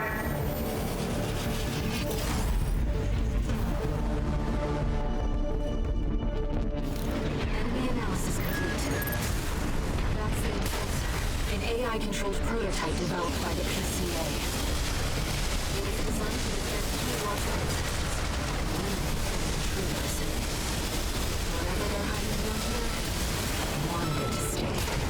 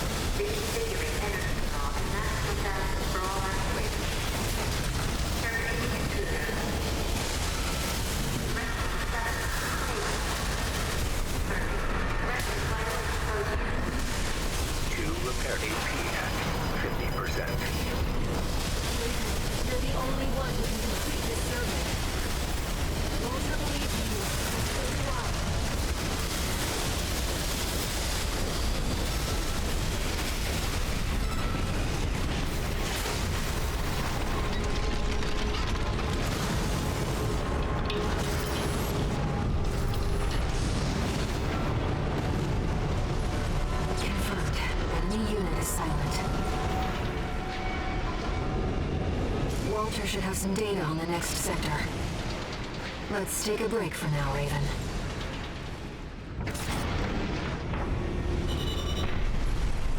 Yeah, I'm fairly convinced now I chose a good build. Like, you really do want to be able to stagger your opponents. That was disgusting of how little money I actually generated.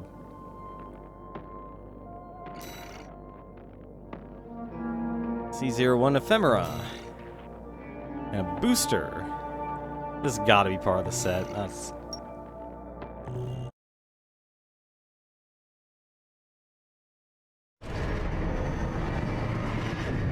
Man, if I had weapons like this at the start of the game. No new messages.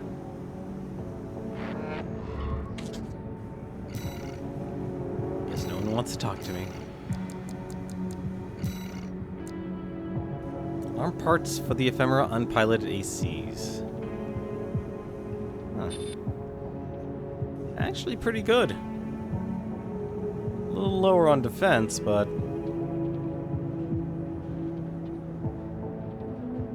they're actually alright.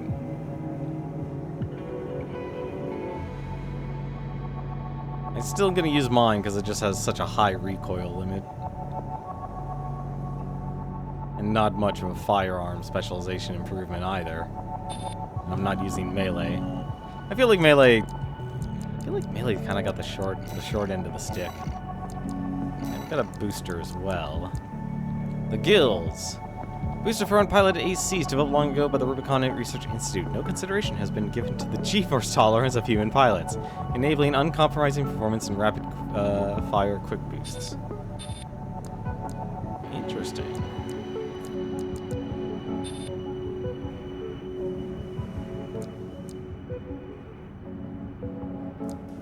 Oh, that is very quick reload time for a quick boost. 0.3. Even gives an ideal weight for it, too. Interesting. Alright. Let's go to the next one. Underground exploration, depth number 3. Objective, destroy the target. Destroy the core of the subterranean facility reactor and disable the laser barrier. Extra rewards were based on enemies destroyed.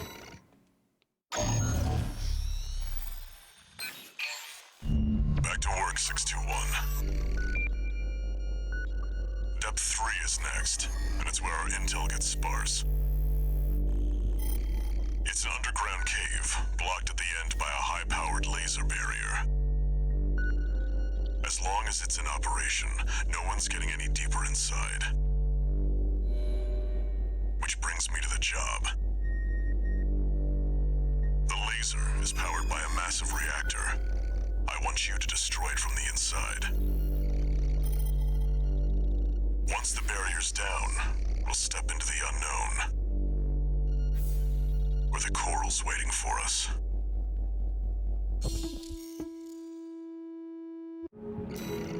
We've got to get that coral.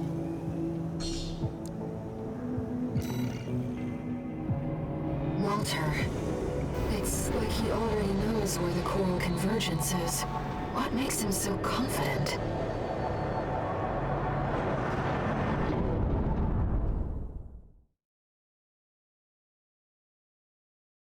Maybe he's like Cinder. Maybe he survived the coral explosion.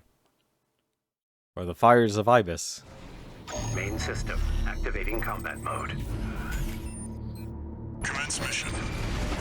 Destroy the reactor and disable the laser barrier. Raven, let's start by finding our way in.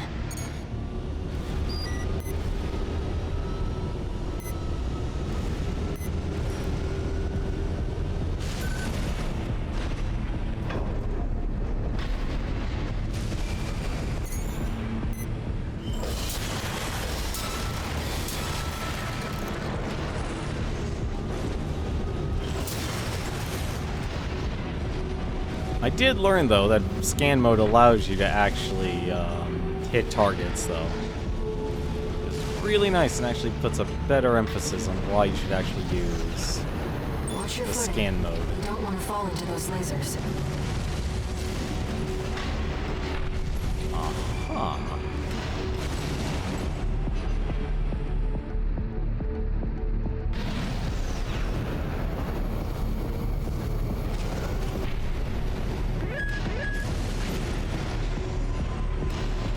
Huh.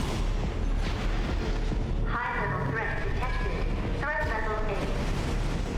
Defense phase 4.0. Terminating target. This area is defended by snipers. Don't let them shoot you down. High-level threat. That's a step up from intruder.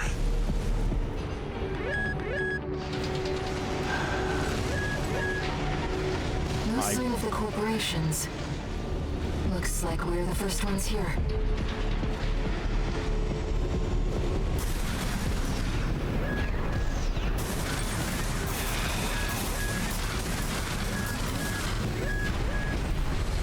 Well.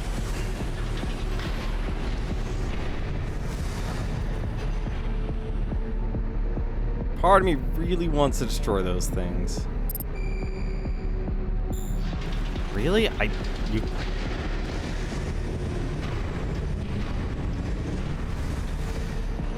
I'm still too far away.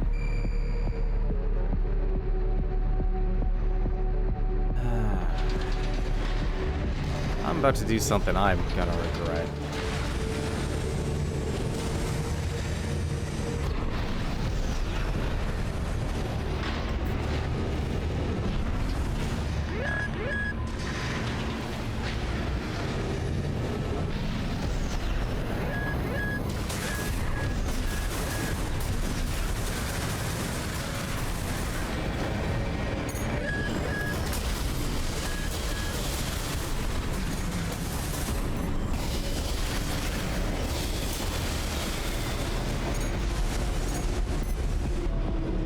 Oh, those are little guys.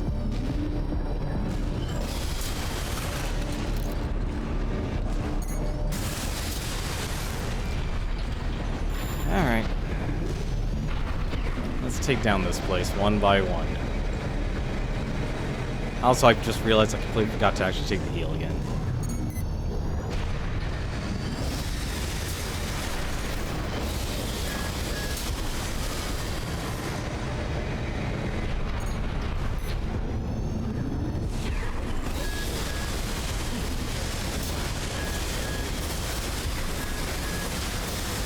At 50%. Text data, Professor Nagai's log. Text data extracted from the wreck. The lost audio transcription for a voice log recorded by Professor Nagai, the Rubicon Research Institute director. There is no averting the ruin that awaits us both, the Institute and Rubicon itself. I must now concern myself with what follows. The data shows signs of wave mutation. Observation must continue. Assistant number 2 is our only remaining hope. Though it pains me, I have no choice but to pass the legacy of our sins onto her, my own student. Yeah, I totally screwed that up. Thank goodness I know how to... Thank goodness you can actually fly.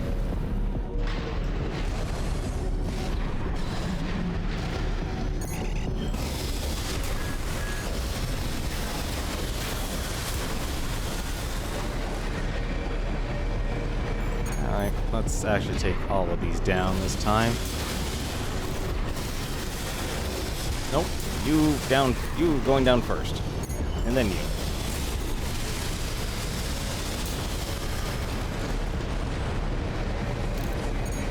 Ah, heck.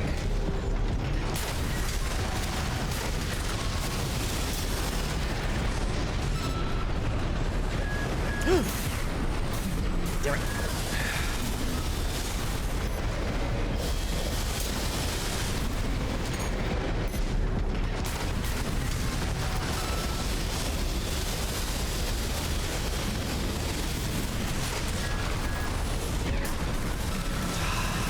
AP at 30%.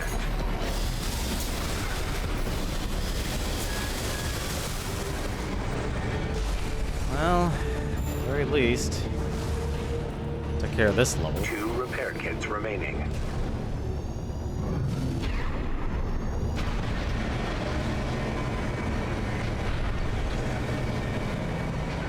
One repair Oh, kit remaining. no, whatever. It's fine.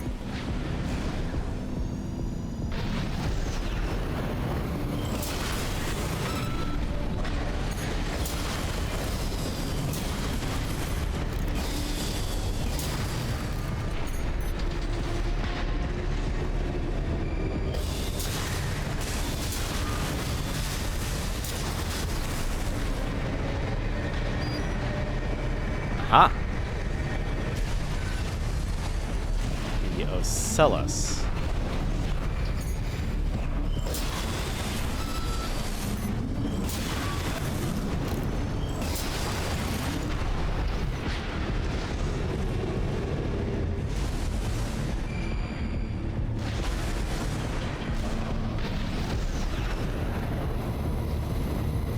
Man, the overboost is just so much better. I think this is where I dropped off.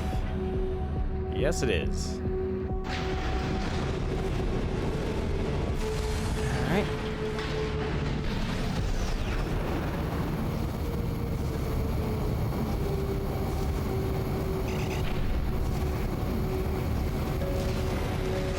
If there's anything on top.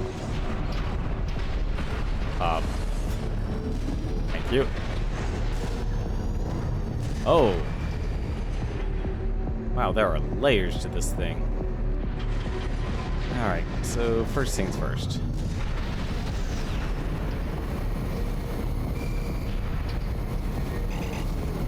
I want to check.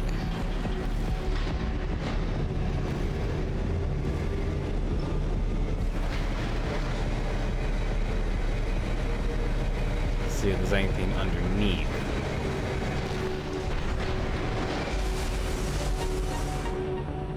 Like there. There's an item.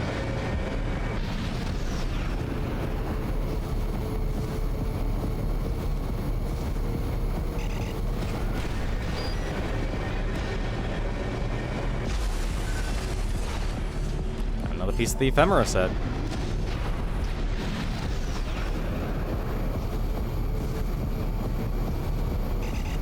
Look, just because this is Armored Core, don't make you think there isn't Fashion Souls here. There's still very much Fashion Souls in Armored Core. If you're gonna have the best looking mech, you gotta stand out. Alright. That should be everything.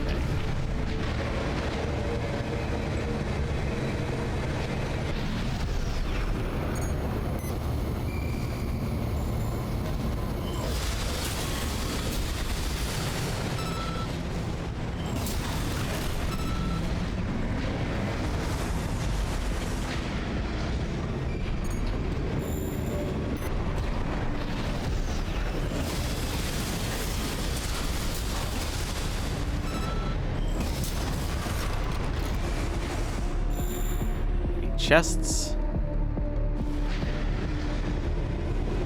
Nothing.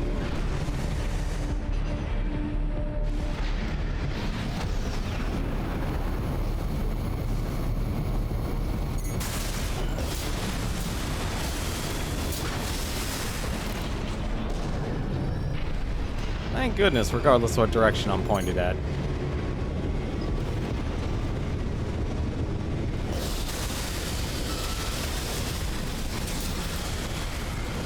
Whoa.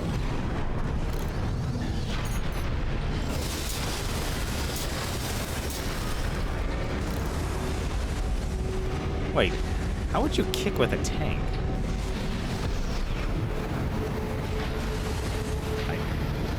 I guess you just ram at it.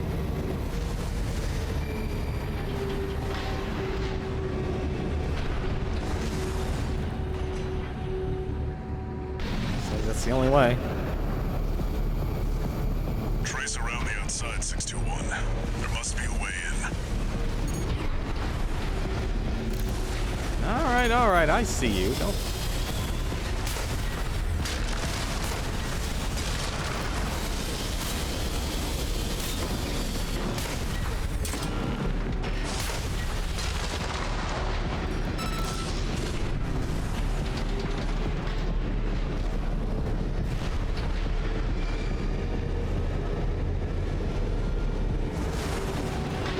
I was gonna let him hit me from afar.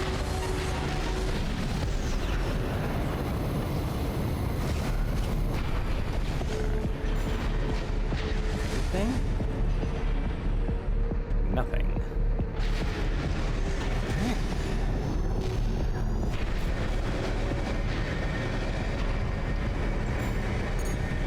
Aha. There is little boys and a big boy.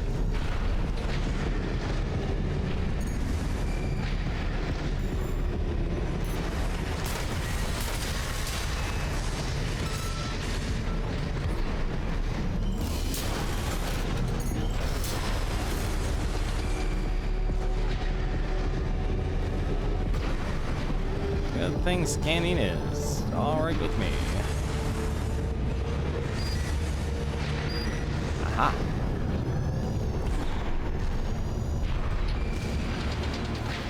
Really? Nothing?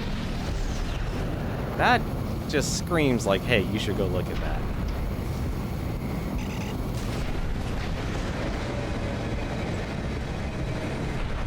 Huh. Alright, guess there's nothing there.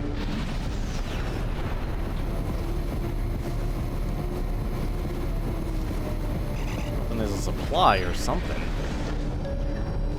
Ah, fine.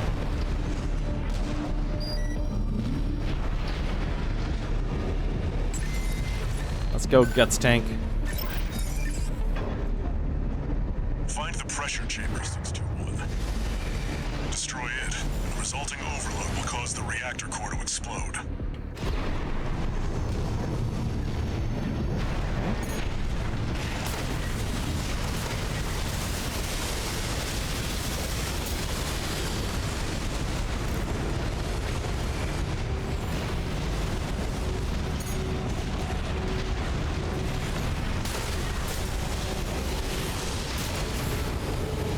Well, that's not fair.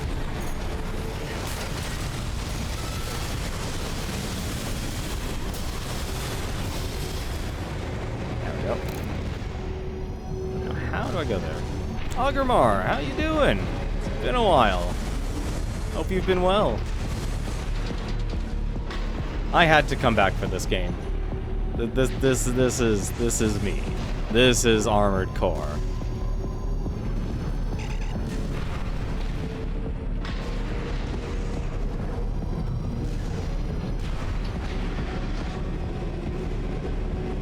Hopefully things in your life has been well. I know I kind of went radio silent more or less during the pandemic.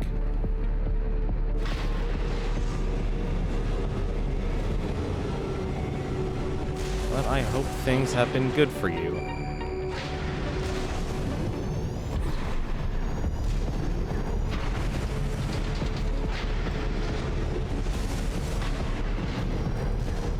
Yeah, the main reason I kind of went away, I wanted to spend the pandemic and everything just basically try and build up a skill set to try and get a career, which unfortunately that didn't turn out well, or hasn't yielded any results yet, unfortunately. But this is the year I actually also took the time and finally actually made the time and actually focused on losing weight. Yeah, are you not gonna let me target anything? Alright, fine, you...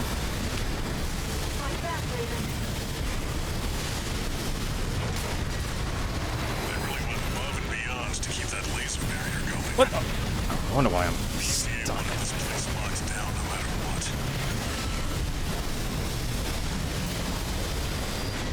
Defense weapon destroyed. The pressure chamber is behind that partition.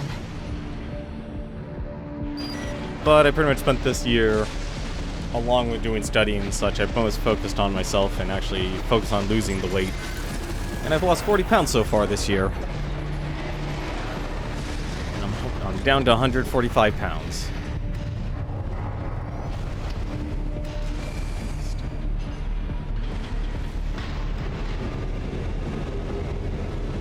Still would like to lose a little bit more weight, though. I still have a little bit higher body fat percentage. Destroy the target.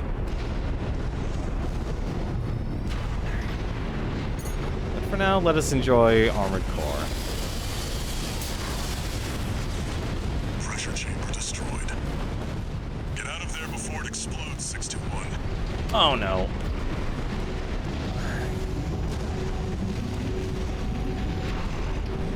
I'm never good at these things. The partition! Defense program stage 5.0. Hazard species terminated rare. No vital signs. There's no pilot. It's Institute Tech. 621, there's no time. Get rid of it. Meltdown in progress. Calculating time until core explosion. Raiden, there's only 2 minutes left. Operating threat level 9. Terminated. No repair kits remain AP at 50%. Ah, come on.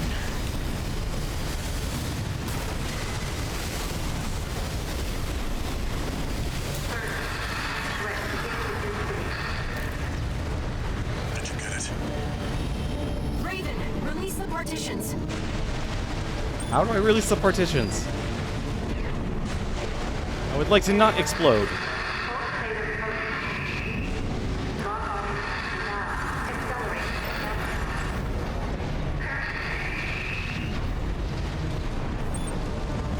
You've got a job to do, 621. Don't fail me now.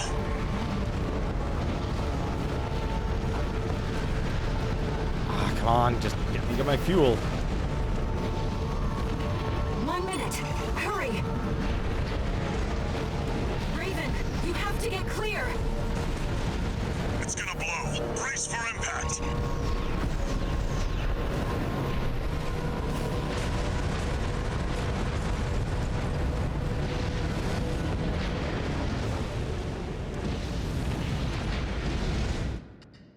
That was a close one.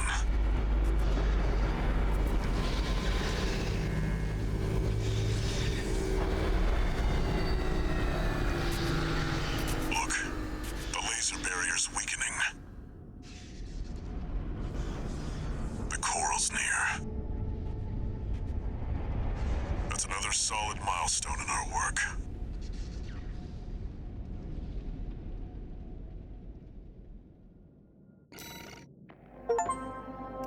That AI definitely packed a punch with those missiles.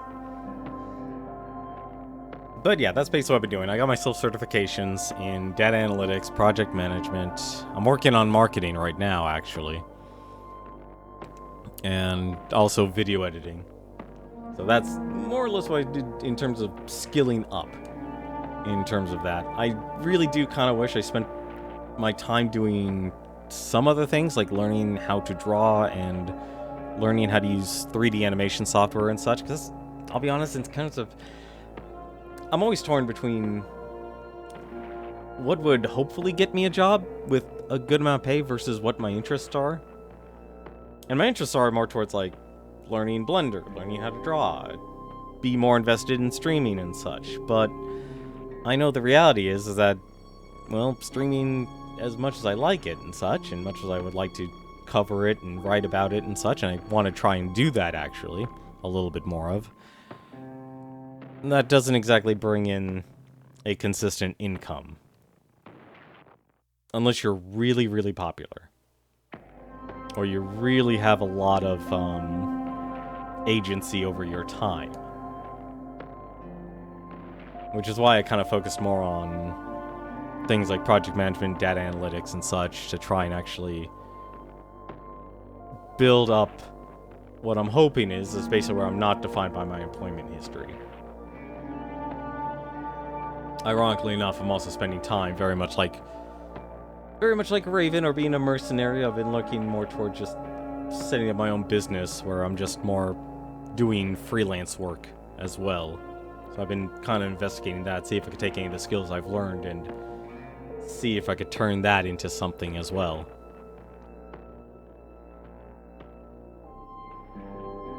But that's what's been going on with me. I'm curious though, what's been going on with you, Agramar? Hopefully you have been well. I know you said you're good. But I'm curious, anything you've accomplished over these past couple years, anything you've been working on, or have you been able to just kind of keep things steady despite these past turbulent years of ours?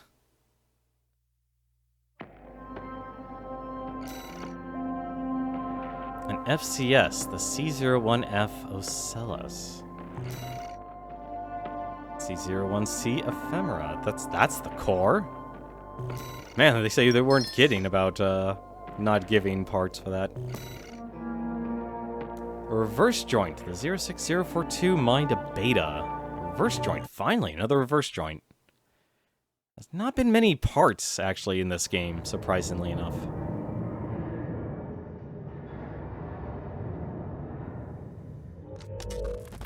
How was the trip underground, Walter? The enforcement system's silent, at least.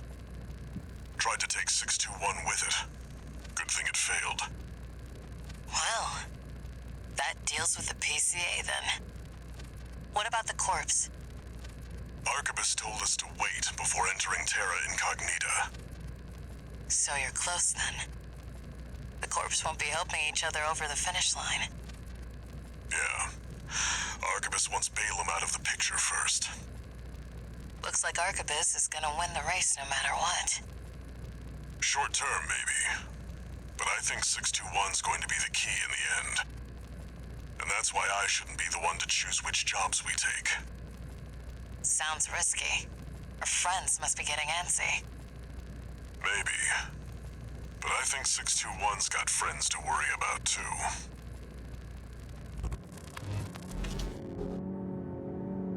I'm worried about Rusty. I hope I don't have to take him down and end his life. Raven? You've got a request from the Liberation Front to go with the order from Arquebus. It was sent by Middle Flatwell. He's the de facto leader of the Liberation Front, and he wants to meet you.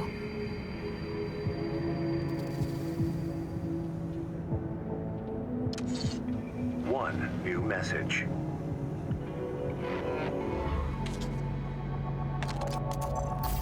Registration number RB23. Call sign, Raven. Your records have been updated. S-rank virtual encounters are now available in the arena. You will now face the best of the best. We wish you luck on the difficult road to mastery.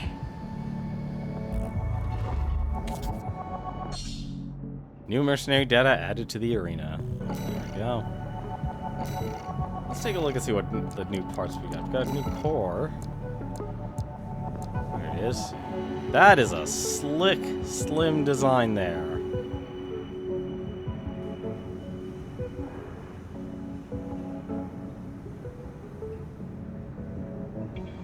An old development quirk allows for pilot operation, but the core box makes it only for functionary concessions for the for a human occupant.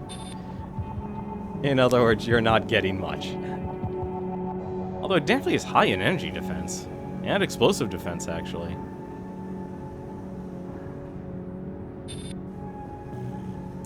We also got a new FCS. I'm curious. FCS for unpiloted ACs, developed long ago by the Rubicon Research Institute, capable of exceptionally high-resolution capture in close-range engagements, making no concessions for the human's brain's limitations in processing visuals. Wow, they were not kidding. That is an absolute beast for melee classes. Shame I'm more of a medium-range guy.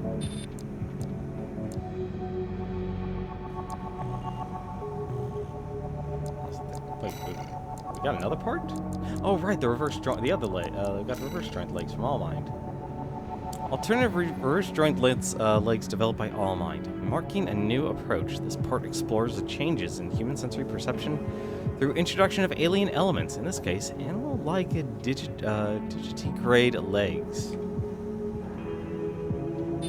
And obviously overburdened, because there's no way you're carrying all of this stuff with reverse joint legs. It looks like it's nice, actually. They finally gave a medium set of legs. Alright, I'm curious. I've got to see here.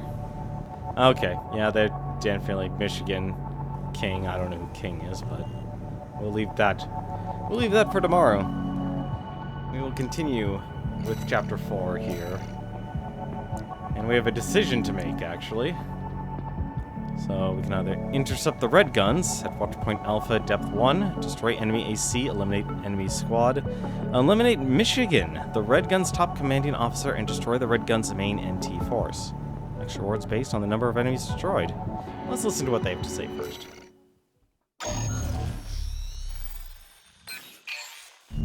Got a job for you, 621. This one's from the Arquebus Group. Raven, this request comes from our affiliate, Schneider. First, I'll brief you on the state of conflict between Arquebus and Balaam at Watchpoint Alpha. The Watchpoint's defenses inflicted heavy losses on Balaam's initial wave, with many deserting. More recently, they've engaged with our forces only to continue their downward spiral. Despite this, the Red Gun's commander, Gun 1 Michigan, remains alive and well, with his AC Liger tail being ready to lead the surviving Balaam MT force as we speak. We want you to intercept them, to hammer the final nail into Balaam's coffin. Should you decline, we have V4 lined up to take over. This concludes the briefing, awaiting your favorable reply. So either I help out and take the place, or Rusty does the job. Let's see what the option is here. Ambush the Vespers. Watchpoint Alpha Depth 2. Destroy enemy ACs. Eliminate V. Hawkins and V8 Pater at the Vespers, accompanied by friendly craft. Okay, who's this from? This is the request from Meadow Flatwell, the Liberation Front commander. Raven, I'll get straight to the point. Arquebus leads the corporate forces, emboldened by assimilated PCA technology. But they're still human, tired from the endless conflict between powers. Open to an attack on their key forces. We want you to eliminate 2 of the Vespers numbered officers. V5 Hawkins, their officer overseeing the transport corps. V8 Pater, his adjutant. We'll use false information to lure them out from their Depth 2 survey, then ambush them. I will assist you on this mission. It'll be a good opportunity to catch up with a veteran. I look forward to your favorable response, Raven.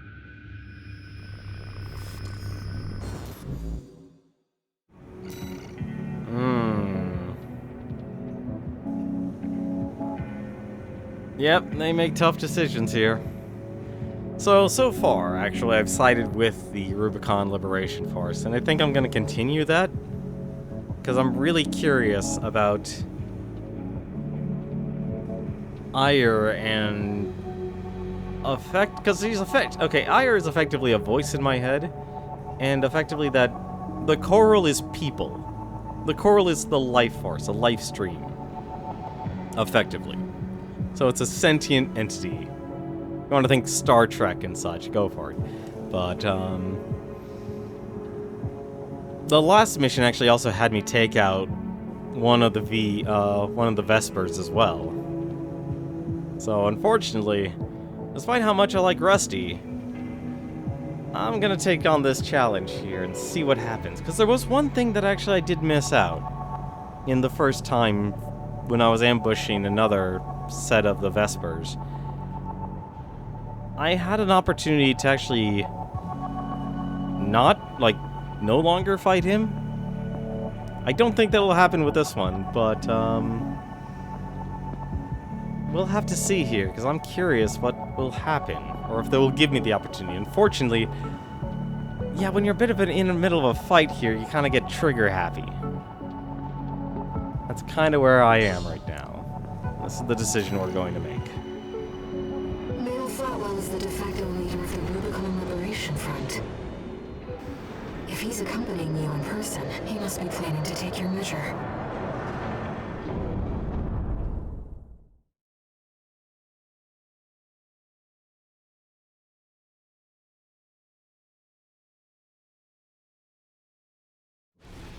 Main system activating combat mode. Commence mission. This will be a joint operation with Metal Flatwell, the Liberation Front commander. They're coming, Raven. Whenever the moment is right.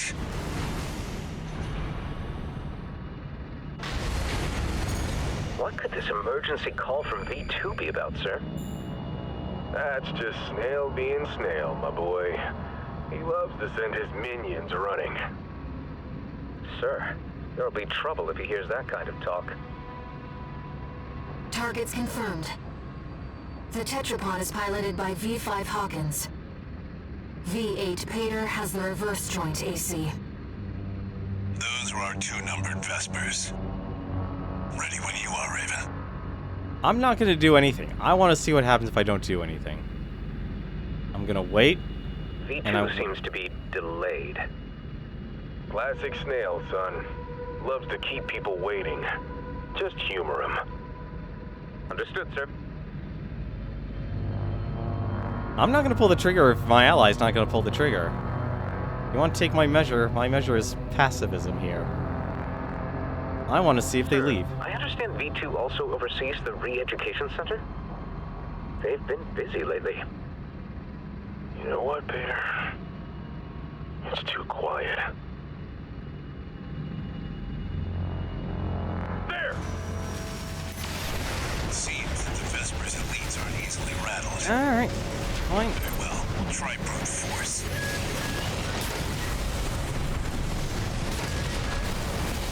Raven! Is this how we meet in person? The other one's Uncle Flatwell.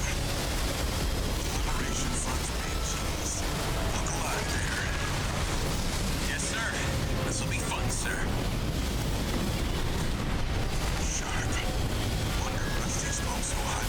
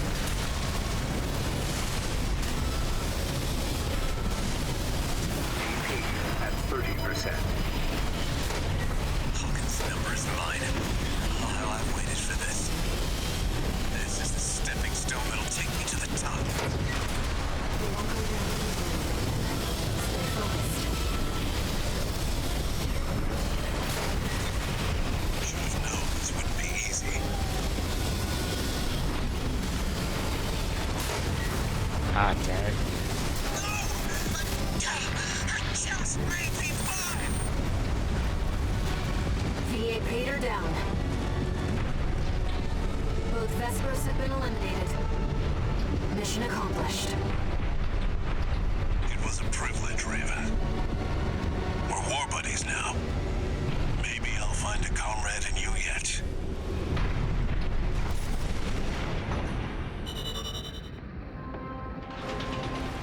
There we go. Well, they're not gonna be happy with that, what happens there.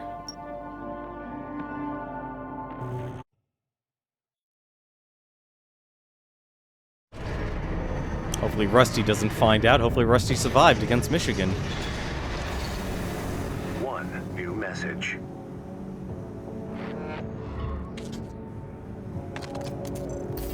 About the request to attack the Red Guns.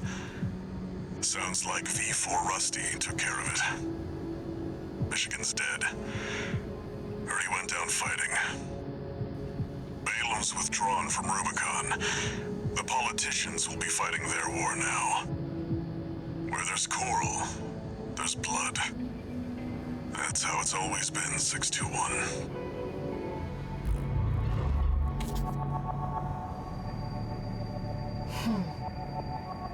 Raven, are we doomed to spark conflict wherever we go?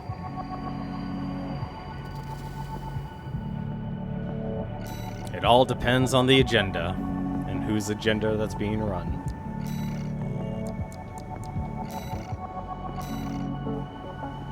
There we go, we can finally go down. Unknown Territory Survey, Watchpoint Alpha. Reach destination, destroy enemy AC. Head deep into unknown territory to find the Coral Convergence. Eliminate your pursuer. I'm gonna guess my pursuer is gonna be Rusty, unfortunately.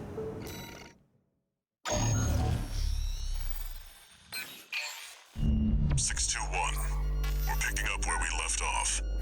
Now that you've dealt with the laser barrier, we can explore deeper underground. We've received a request from Arquebus to continue the advanced survey.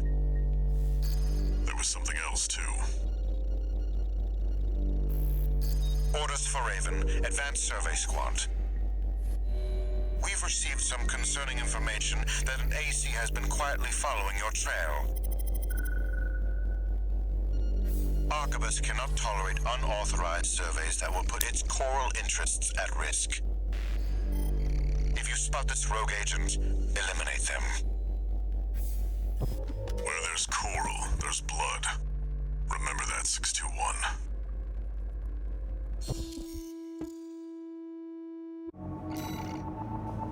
Alright.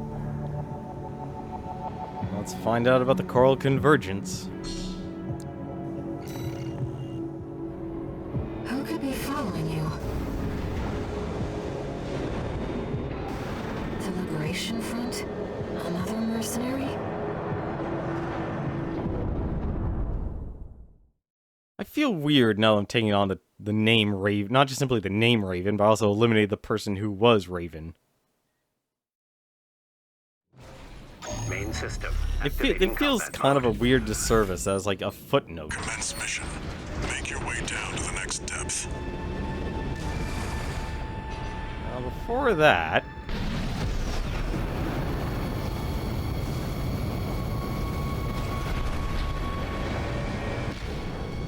I want to see something.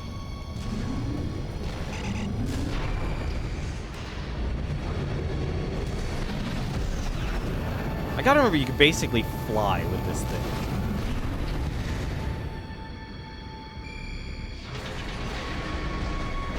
We're not here to smell the roses, 621. Head to the lower depth. Yeah, I know, Walter. Alright.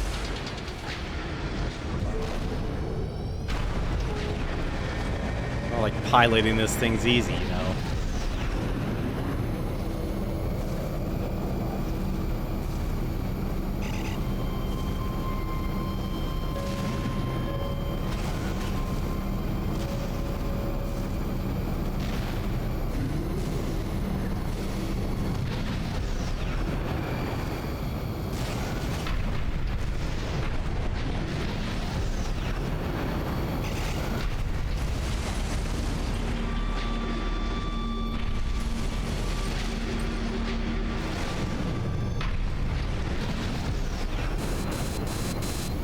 Something's jamming our radar.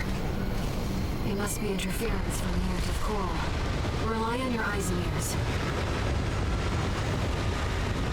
That never ends well.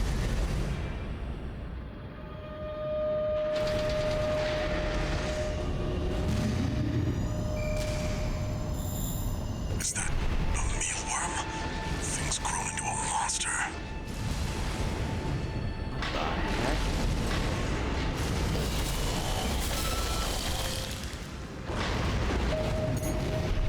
Coral response from inside the creature. Oh dear. Watch out. Looks like these guys got a taste of the coral too.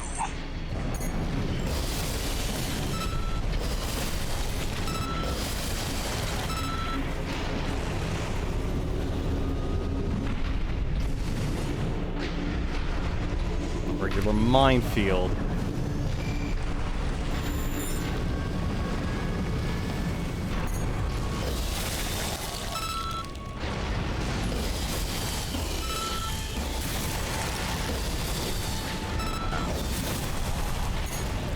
Oh no!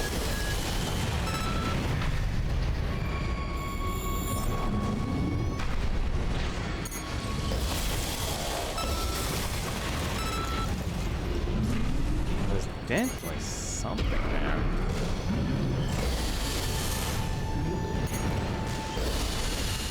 I can't. You know what? Actually, we don't even worry about it. Don't even worry about it.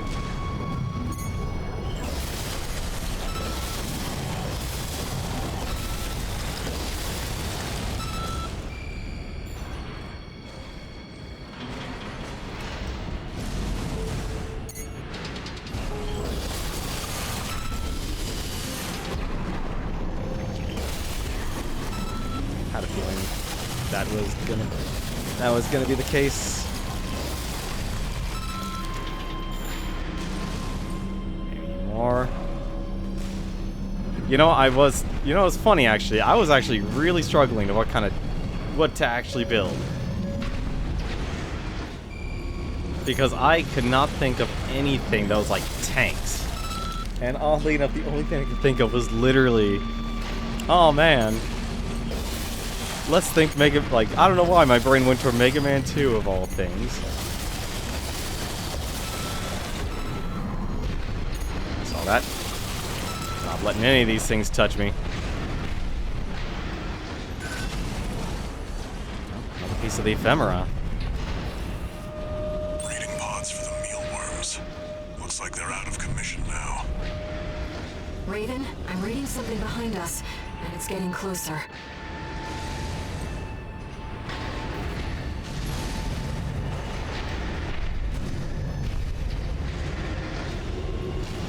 I'm curious, actually. You know, it's funny, actually. If you actually do look up this game, people have done some amazing stuff. People have already made Gundam. People have already made Kirby.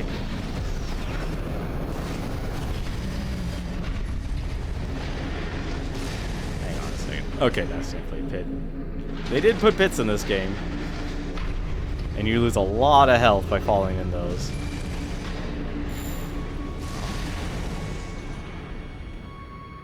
I'm gonna guess I'm gonna fight like a gigantic mealworm. Oh, I do not like the look of this at all.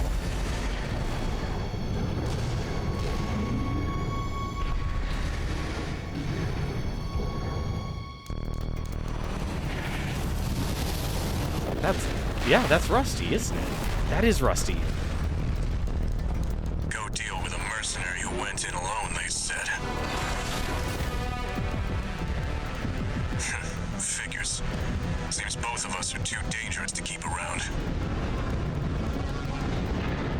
And the higher-ups wouldn't miss an opportunity to kill two birds with one stone.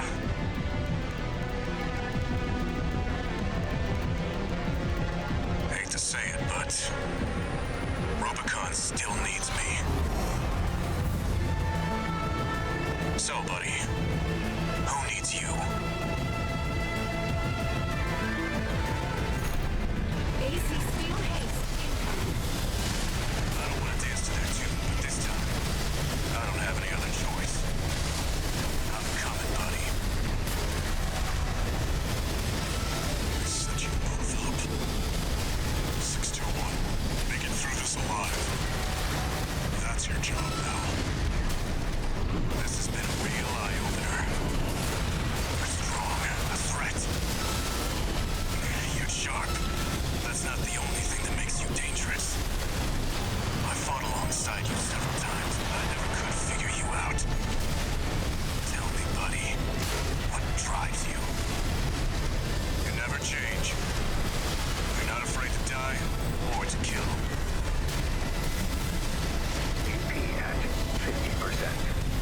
Even I don't know the answer to that.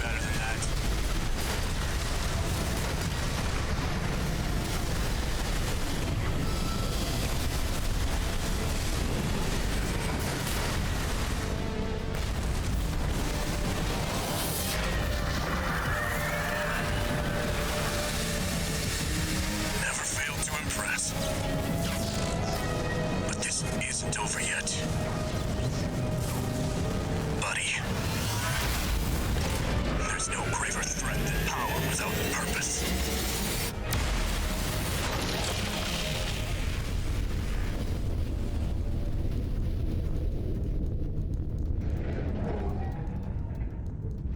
We've lost all signs of Steel Haze.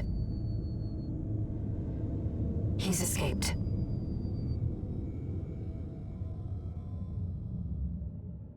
Good job, 621. No need to pursue him. We have to keep pressing on. 2 repair kits remaining. Well, that was a rougher fight than I expected.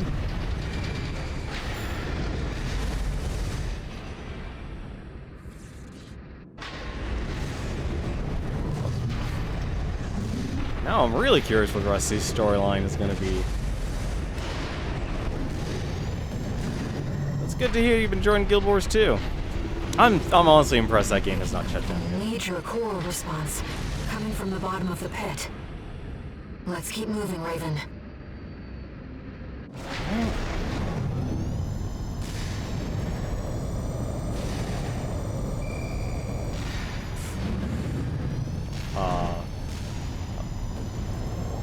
It's close.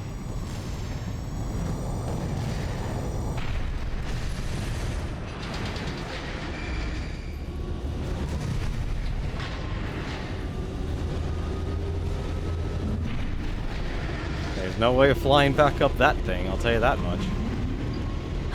Let's see. From before the fires of Ibis.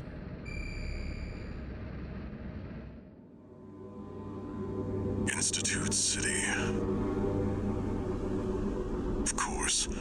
No wonder we couldn't find it. I need to prepare before the corps move in. Head back to base and rest up.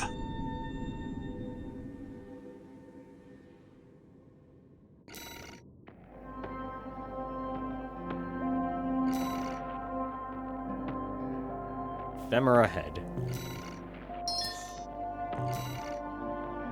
I got the All-Mind Laser Orbit. Ooh, interesting. I'm guessing that's a shoulder weapon.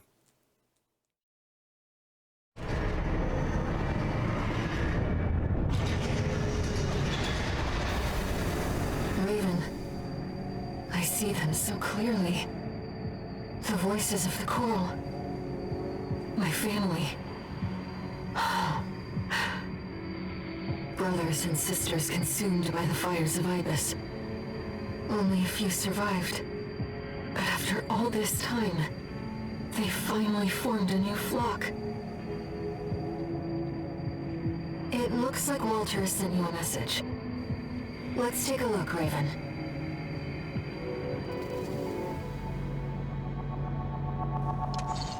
Incoming comms.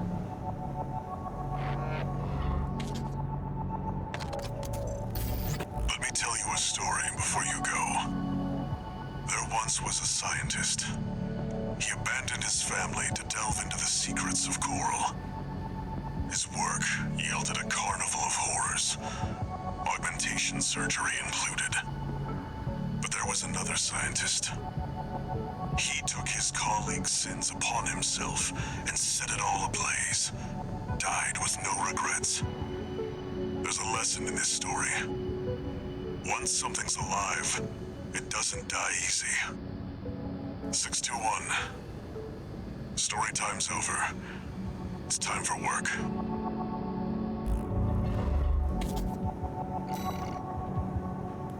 Rubicon Research Institute. I'm fairly confident now that Handler Walter is actually the scientist that Nagai left his research to see, we've got 2, 4.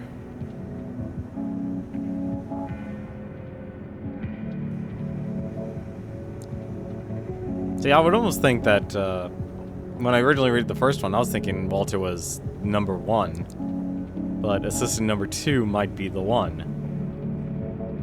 Oh no, actually no, it couldn't be, because I must pass the legacy of our sins onto her. Oh, never mind. Okay, he said she.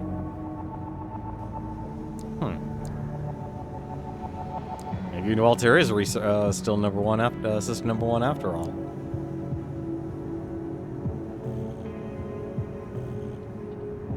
AC design. Let's take a look at that helmet.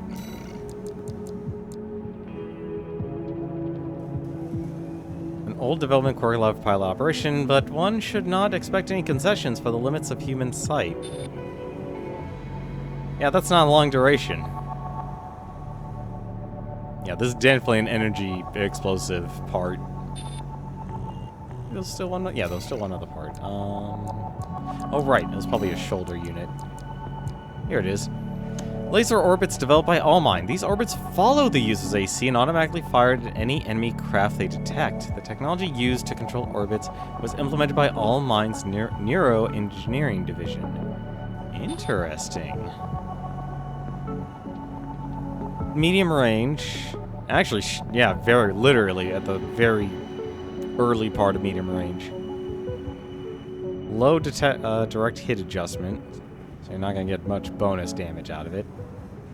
Let's take a look. Oh, that's neat. It's very low power, but it's neat.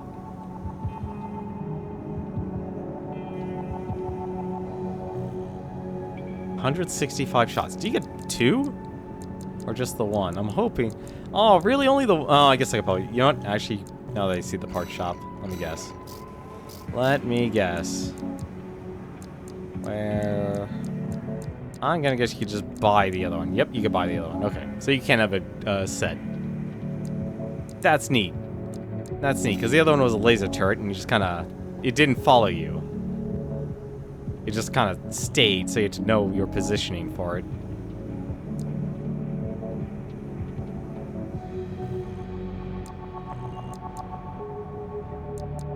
Alright. Let's continue.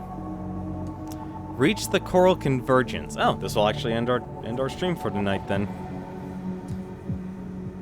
Combat Zone Institute City. Reach destination, destroy enemy ACs. Eliminate the 2 ACs dispatched by the corporations and reach the coral convergence.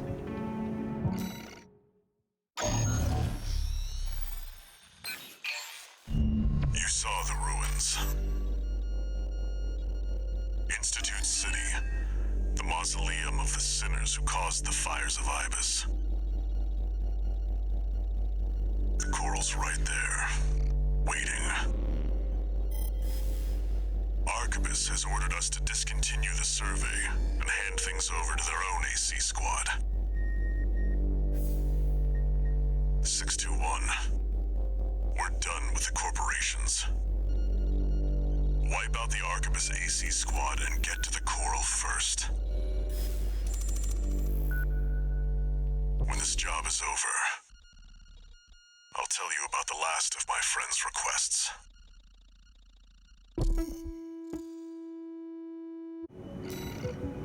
Huh. Okay.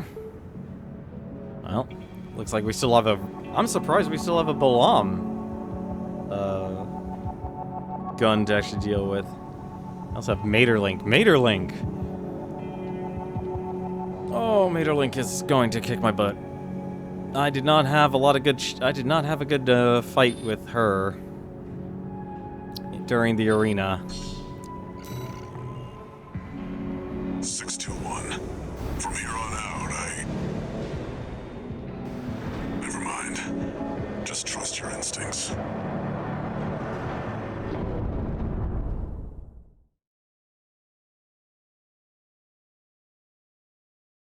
Has Guild War 2 been done any expansions, or have they literally just stopped developing content for the game? I'll be honest, but like I always hear about Final Fantasy XIV. Your voices are so close now. This is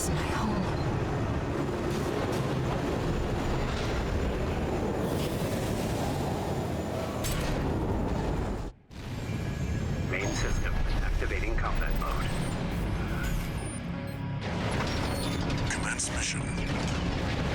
Let's go, Raven. V2 Snail, come in. Requesting backup. We have insufficient force to ensure success. These Institute relics are such pests. That's the Archivist AC squad. Isn't that one with the redcoats? Looks like the drones are keeping them busy.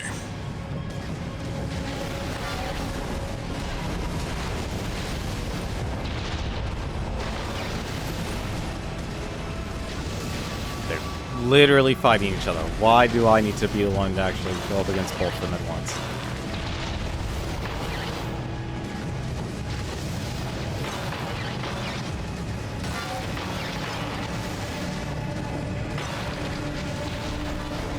Well,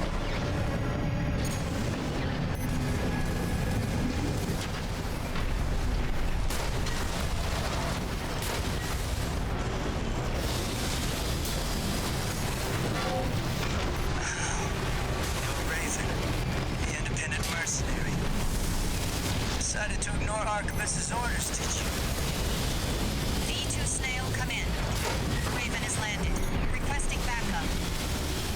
2 repair kits remaining.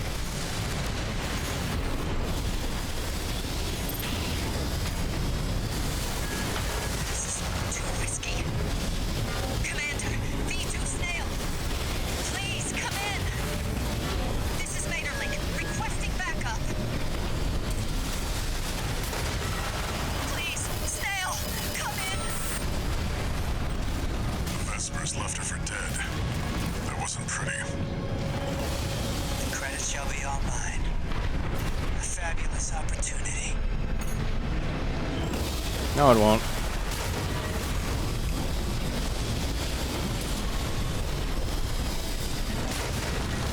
Balaam was a sinking ship. The Archivist's stars on the rise. And me, I'll be well rewarded when I bring them your head on a silver platter. Yes, that's no opportunity. 1 repair kit remaining. Did I misread the signs? He was right to bet against Balaam, but his luck had run out already. The Archivist AC squad has been limited. That should buy us more time. Move out. Alright. Where do I need to go? Oh, okay. I'm gonna guess I'm gonna have to fight Snail.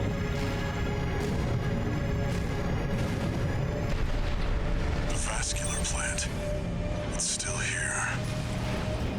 He must mean that gigantic structure in the distance. What the heck is those things? I'm gonna fall down there.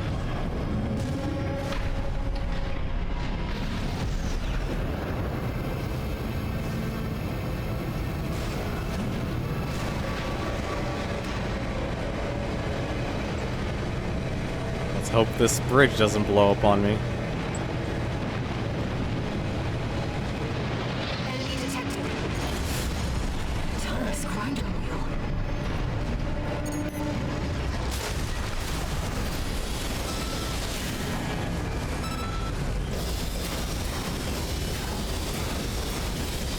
What the? Machines running on stable energy for half a century. Perhaps it should be no surprise that humanity so desires coral. Oh, well, that answers that. Archivist must be tracking us by now. Really? 621.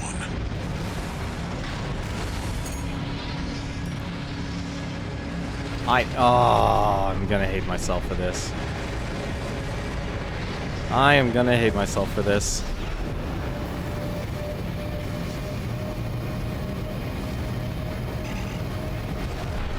Alright.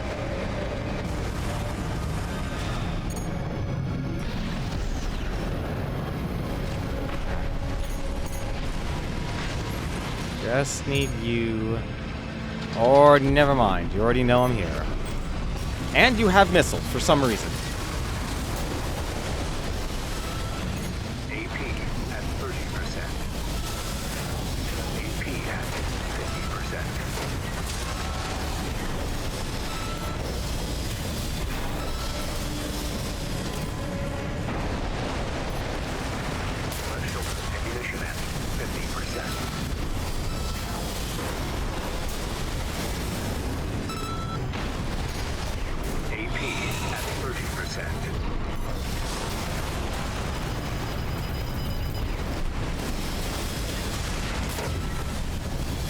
How am I constantly missing you?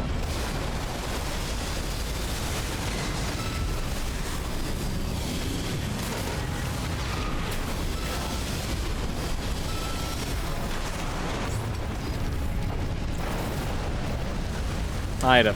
Ah.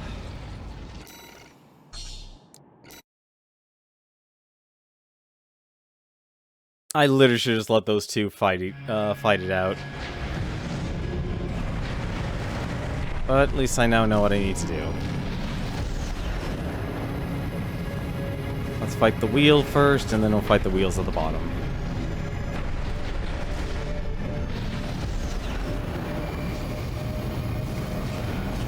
Huh. Surprised there's no chests here.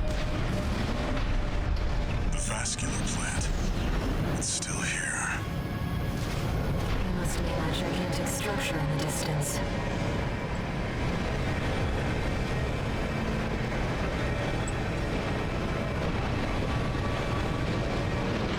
Enemy detected.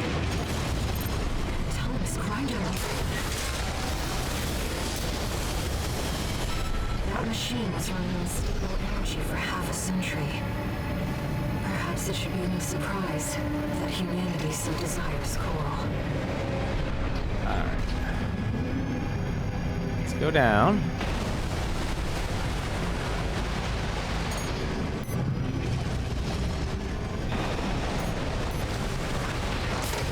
Ah, come on.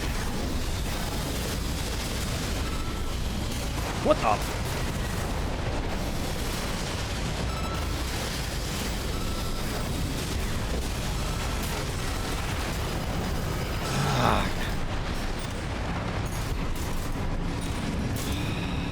Archibus must be tracking us by now.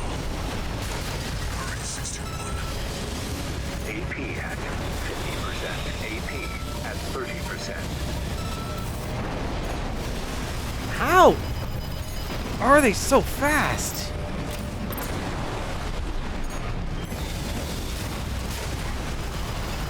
AP at 30%.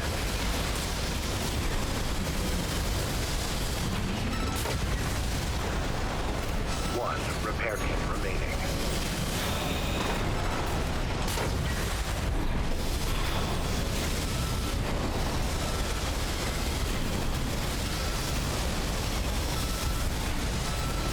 AP at 30%. No repair kits remaining. That is... These things are terrible.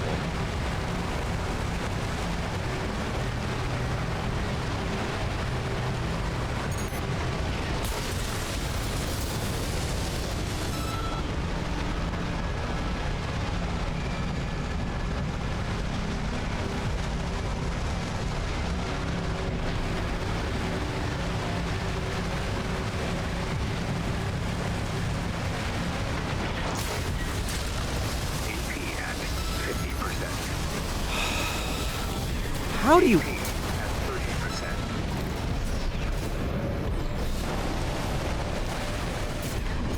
Where are they?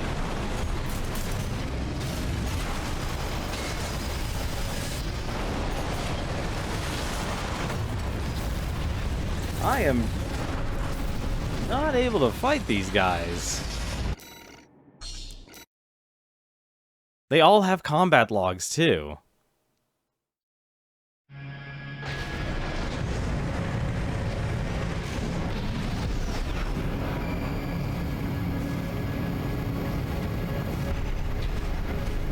I need to find a way to snipe them one by one. That's what I need to do. That's not easy. The vascular plant. It's still here. He must mean that gigantic structure in the distance.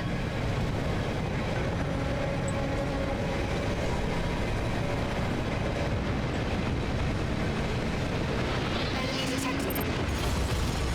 Autonomous grinder.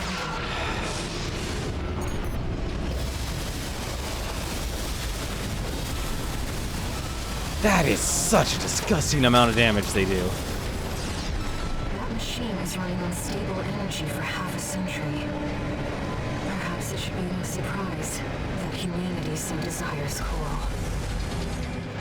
Alright, there's gotta be a way I can actually shoot one of these things and instantly KO it without warning the others.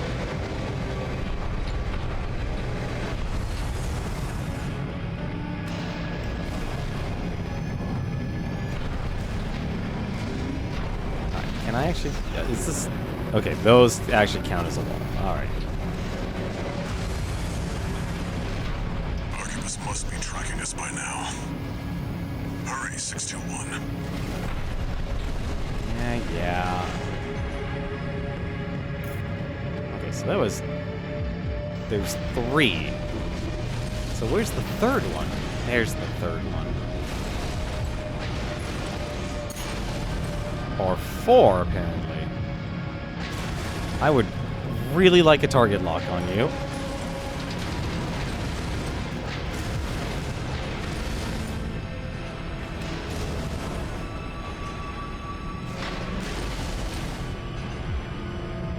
Okay, so maybe I could just do it for the safety of here. Maybe they don't jump up. No, they do.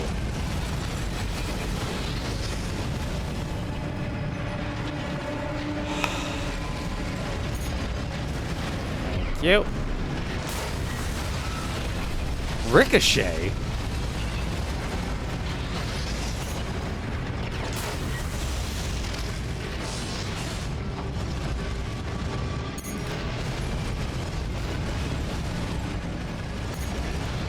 Not get a scan of that. You're kidding. How is that out of range?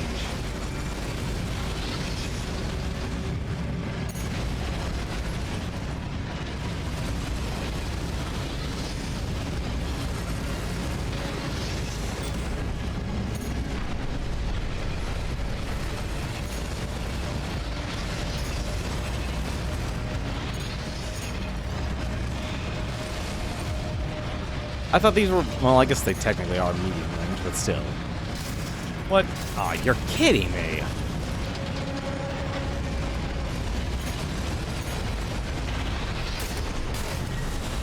Fuck. Well, I'm dead.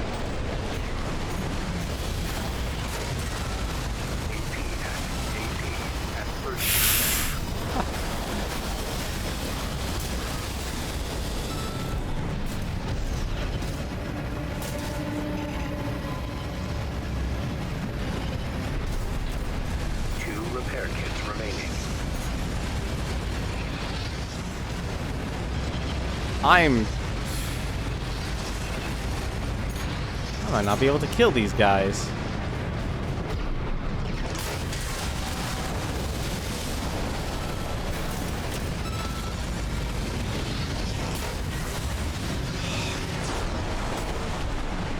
Alright. How are they so fast?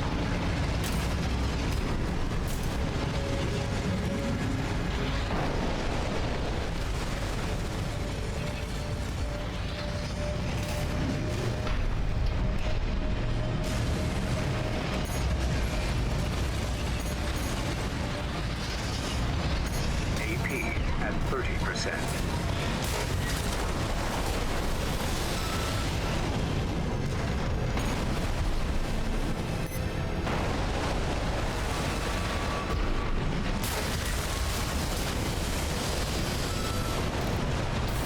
Repair kit remaining. Okay.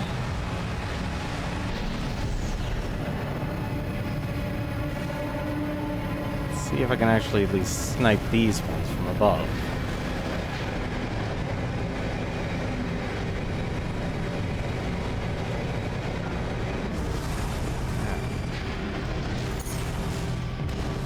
No, what I can do.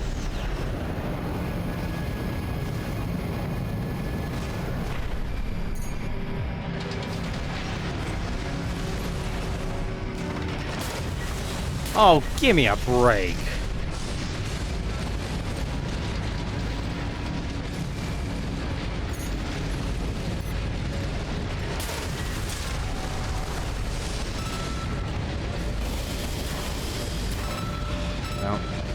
this, and I don't know how.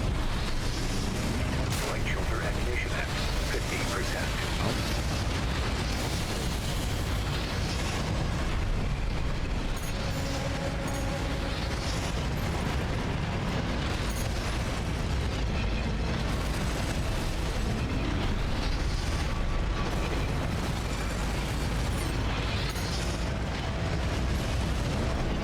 You only get the scan once?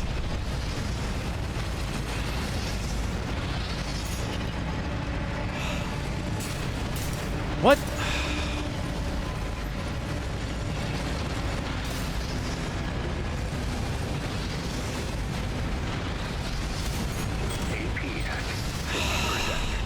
I can't even get a target lock on these guys, and they're in the scan range.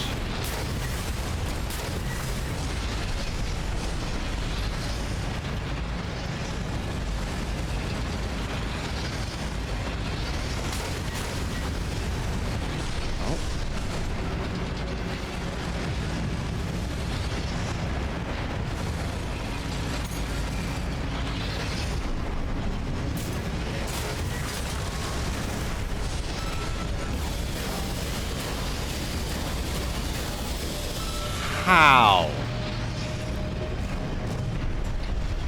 I can't believe that.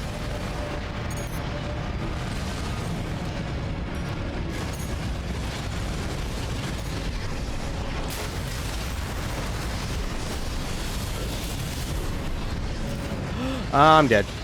AP at 30%.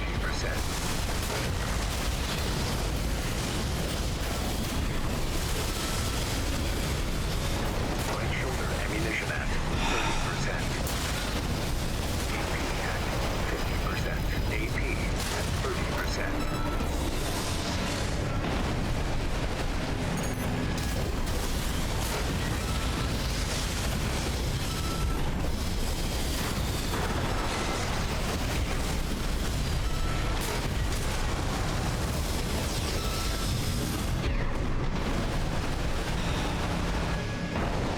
Well, what do we get? We're not passing this mission. Oh my god, it's the Moonlight Greatsword.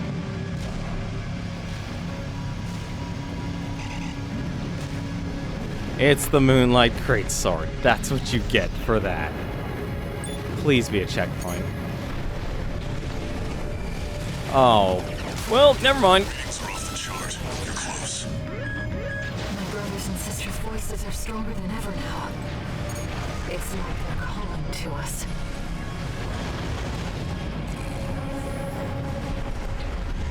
Oh. Well, that's great.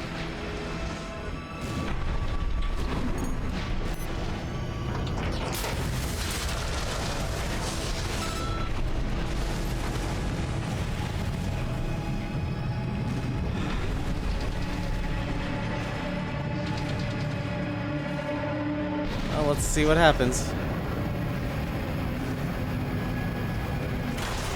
Knew it.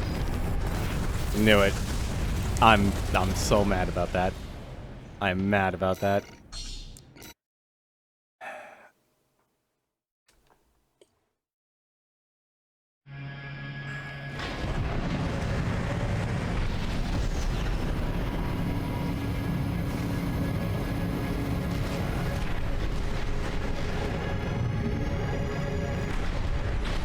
You have to do that for the Moonlight Sword. The vascular plant. It's still here. You must mean that gigantic structure in the distance. Alright.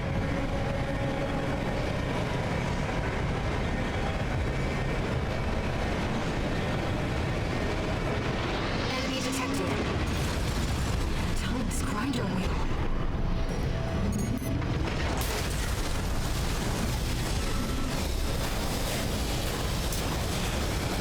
God, that thing has so much health. Stable energy for half a century.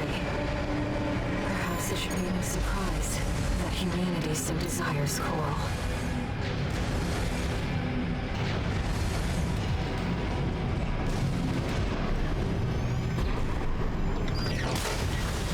I can't believe it. I mean, I can believe it, but at the same time, I can't believe it.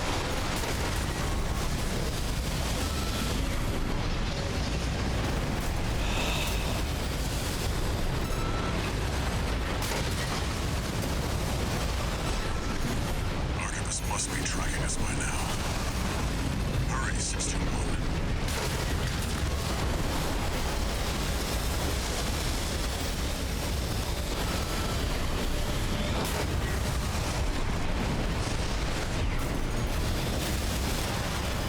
AP at 50%.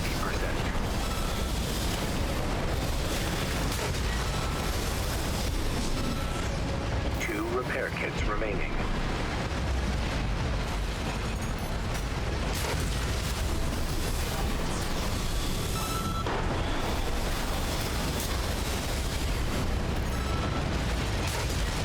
AP at 50%.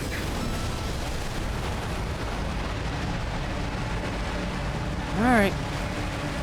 Well, once we secured that.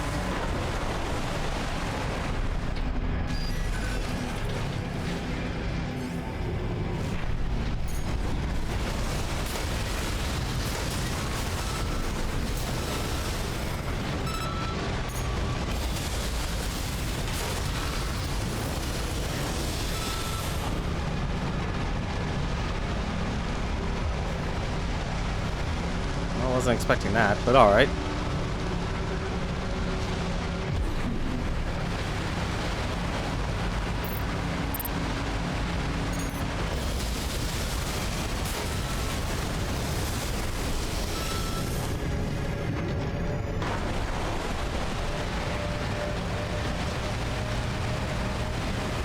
Anyone else, or did I take all of them on this time by accident?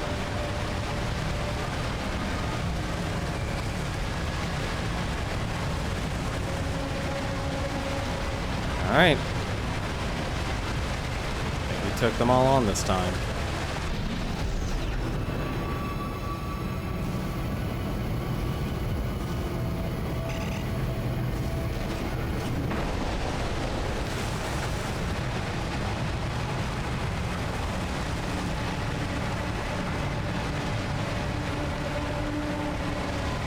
That wouldn't be sparking for no reason.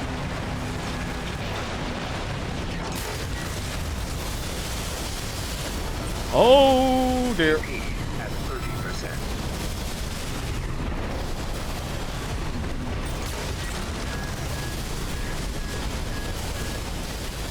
AP at 50%. Light shoulder ammunition at 50%.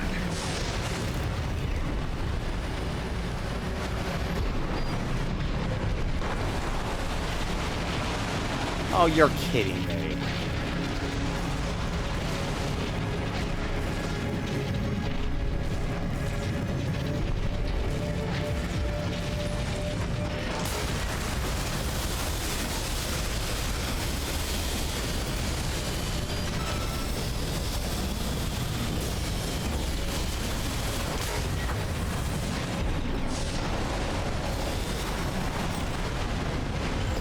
AP at 30%.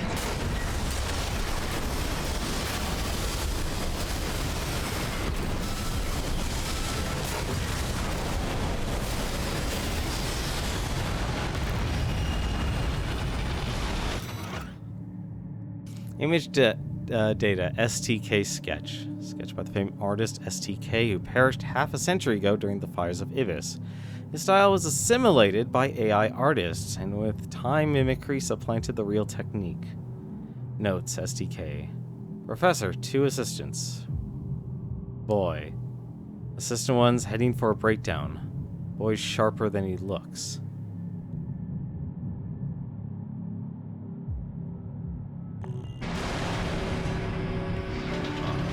Huh.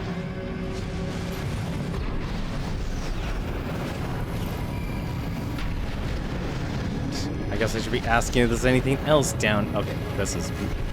Okay, that's actually the limit.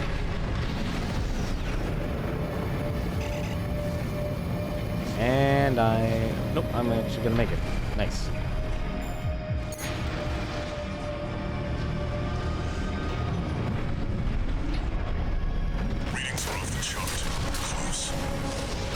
What? Brothers and sisters' Ah, voices come are on. stronger than ever now. It's like they're calling to us. Right shoulder ammunition at 30%.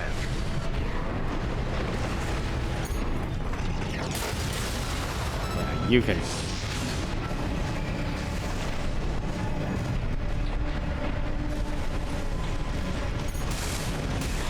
What is...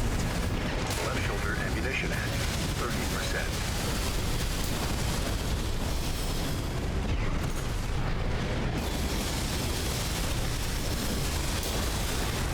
Enjoy a barrage of bullets. The response is getting What? stronger. We're nearly there, 621. Or just go for it. These guys don't even have a combat log.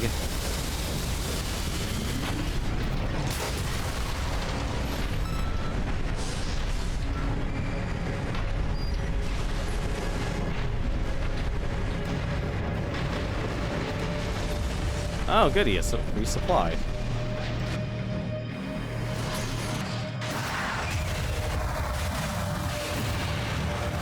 After dealing with all those war wheels, hopefully this also gives me a checkpoint.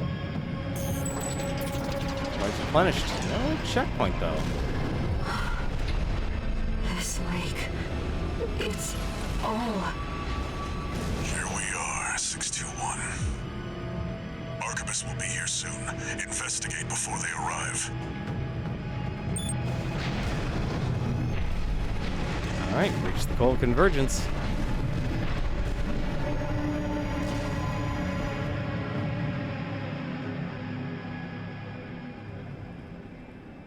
The coral's rising. It's building up faster than I'd expected. Raven, I knew Walter was. Wait, something's coming. Unidentified machine overhead. A response. It's a sea weapon.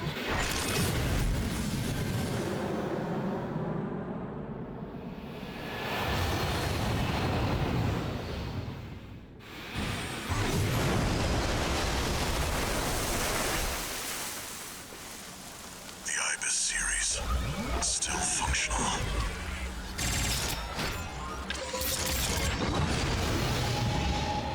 Get ready, 621. One more job for you. This is among the sea weapons we've encountered so far. It's not just a trick. It's controlled by Coral too. Listen up, 621.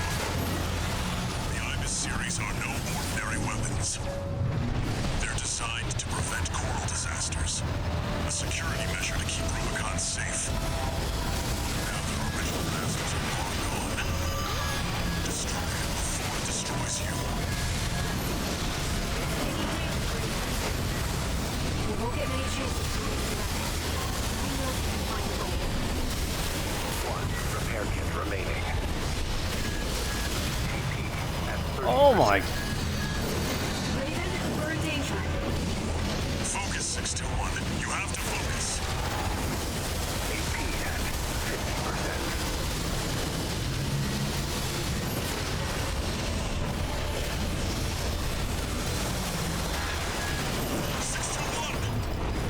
Damn it. Not like this.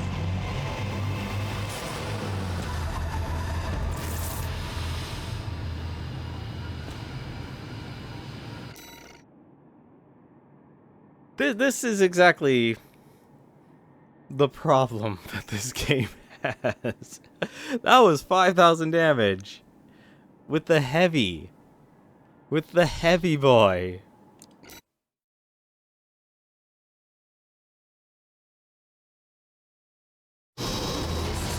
Oh, okay. It's controlled by Coral too. Listen up, 621. The Ibis series are no ordinary weapons. They're designed to prevent coral disasters. A security measure to keep Rubicon safe.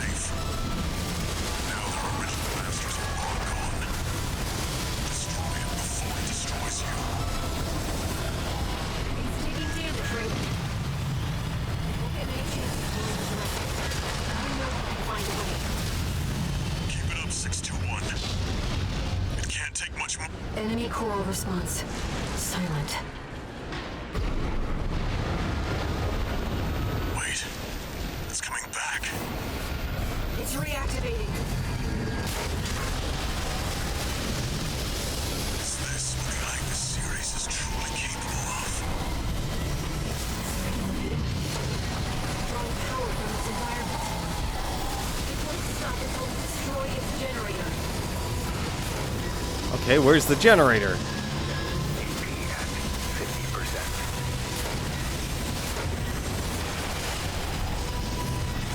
AP at 30%. You can take it, 621. Just a little more. Focus rate. No repair kits remaining. AP at 50%.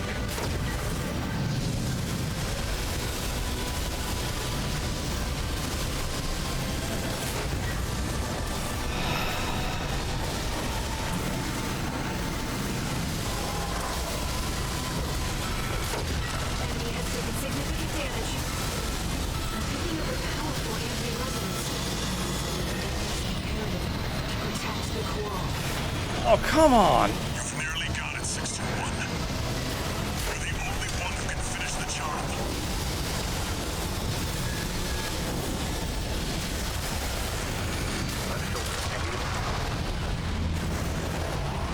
Enemy generator compromised. It's gonna blow. Get out of there, 621.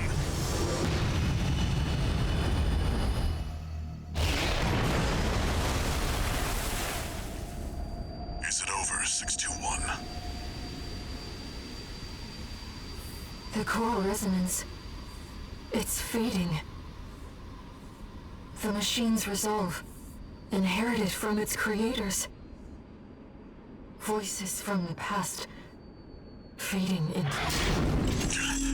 621, move! Raven, you're losing control! Damn it, they were one side.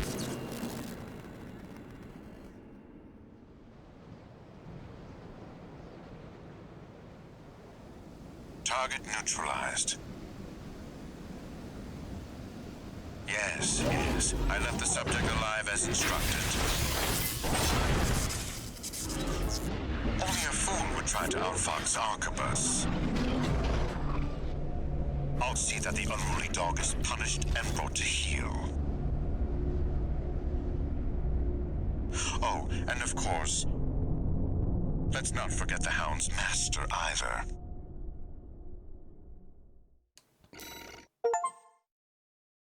There's some skullduggery afoot, and Arquebus is taking the lead on that. God, it's so binary between that fight. That boss does so much damage, though. I could see a lightweight being able to dodge it, but at the same time, they wouldn't have as much energy as I would with thrusters.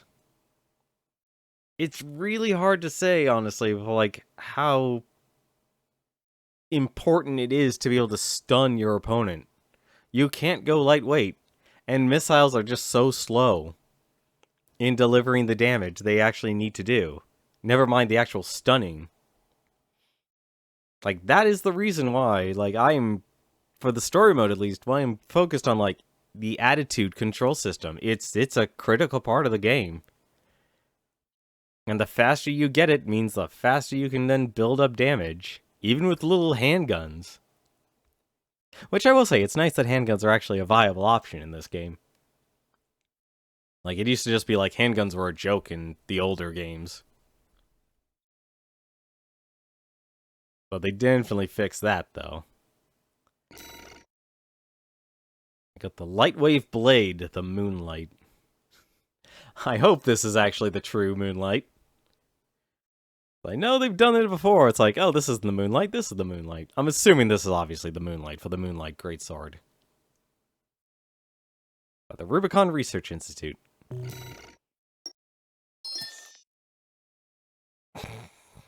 That's a lot of log hunts that I got for that.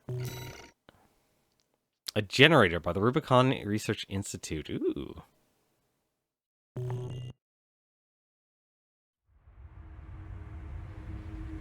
Arquebus seized control of the coral,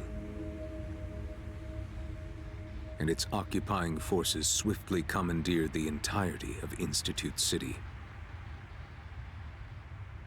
There, they discovered a wealth of forgotten relics. Among them, experimental weapons that the Institute kept secret, fearing they were beyond human control.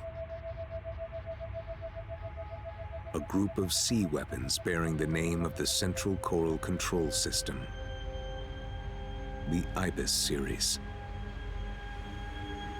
Arquebus also claimed a towering coral siphon, abandoned since the fires, the vascular plant. Now, they toiled to repair the plant and extend its reach beyond Rubicon's atmosphere. The Liberation Front no longer had the power to stop them, and the fires of war continued to smolder as the end drew near.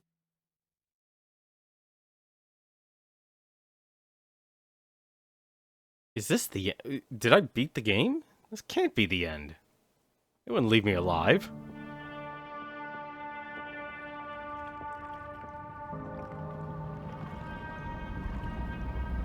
Raven?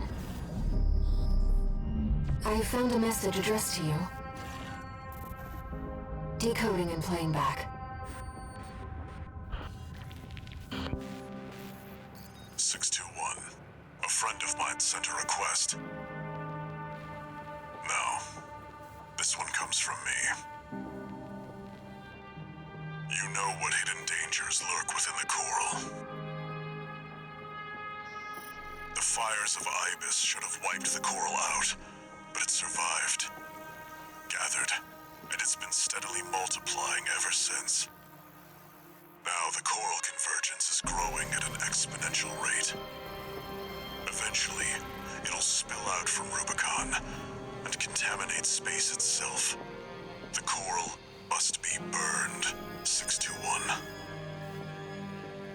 Even if that means reigniting the fire that scorched the stars. This isn't an order. It's a legacy. My fallen friends entrusted this duty to me, and now it's my turn to hand it on. 621. Feed the fire. Let the last cinders burn. I have one last job for you. Find your freedom. Raven. Now I finally understand what Walter was thinking. This AC. He must have foreseen this outcome and prepared for it. It's time for us to escape.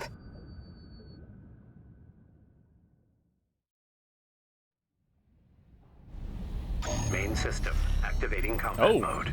We're still in it. Sortie using an older AC.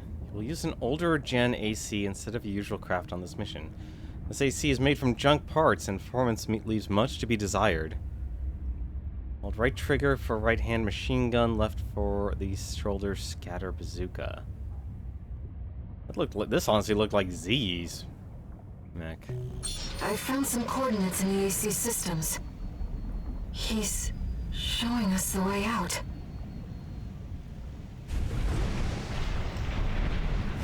Well, it feels good to be bipedal again. Yeah, this is all like Z's stuff. Or at least the parts. Alright. Can't believe they put us on sewer duty. It's that ancient pieces of shit they're worried about.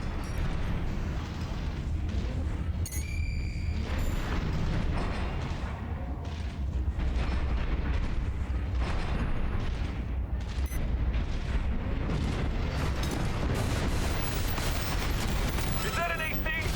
Where'd it come from? That piece of scrap's alive. Is that Institute tech? We should have afraid this AC is no match for your abilities. Just gotta play smart then.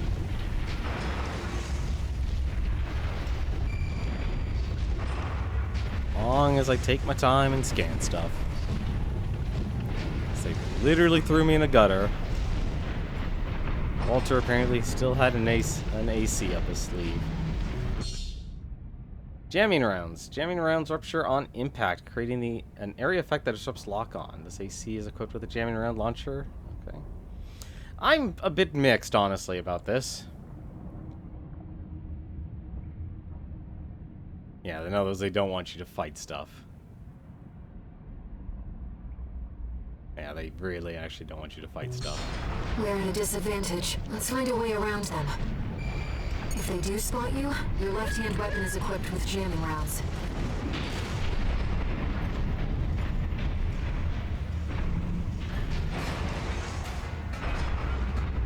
I doubt you'll actually... I very much... Yeah, I doubt it, but hang on.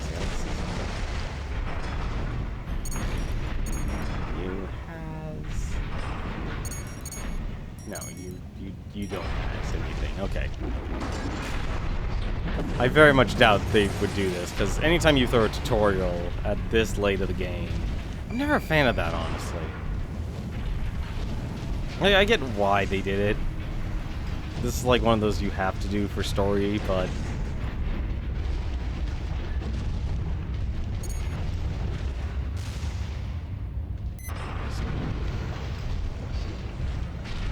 Wait it out.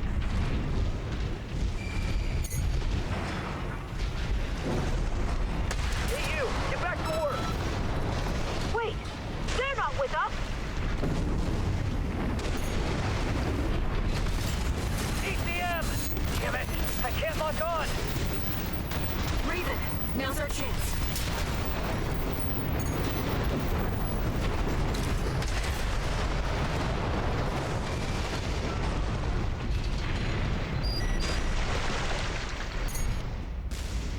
Really?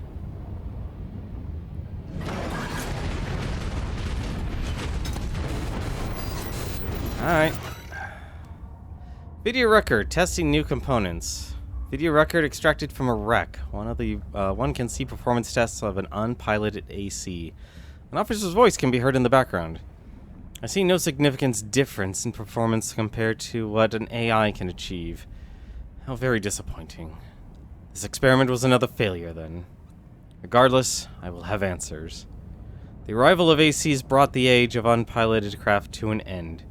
But what essential difference makes them superior? Send a message to the factory. Have them leave the torso intact next time. Here's our way back to the surface. This AC should have just enough propulsion.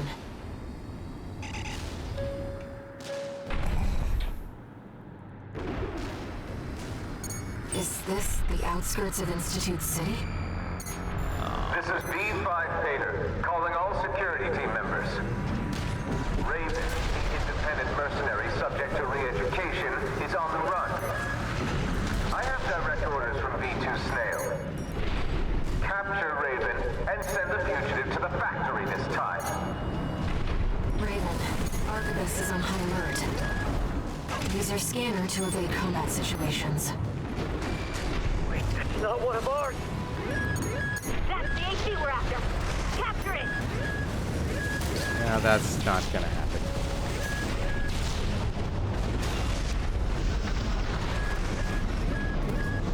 Searchlights. We'll be in trouble if they spot us.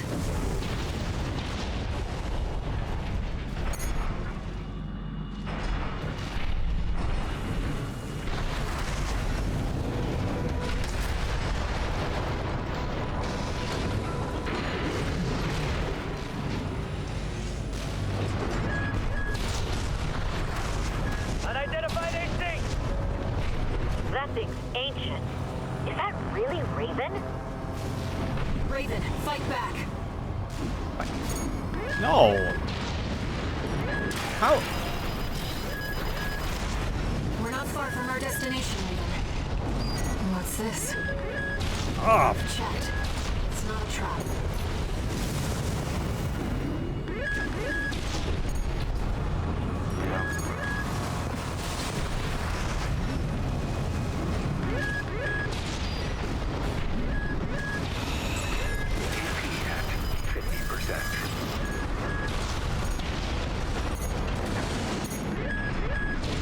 Emergency beacon intercepted. Been a while, tourist. Good to see you're still kicking. Chief's coming to pick you up. Head to the rendezvous point. He's from RAD. She must be involved with Walter's mission. This is the rendezvous point. Enemies detected. We found Raven! Close the noose! This is V5 Pater. I'm exercising my authority to revise your orders. You are authorized to use lethal force. The fugitive's survival is not mission critical. Just eliminate Raven at all costs.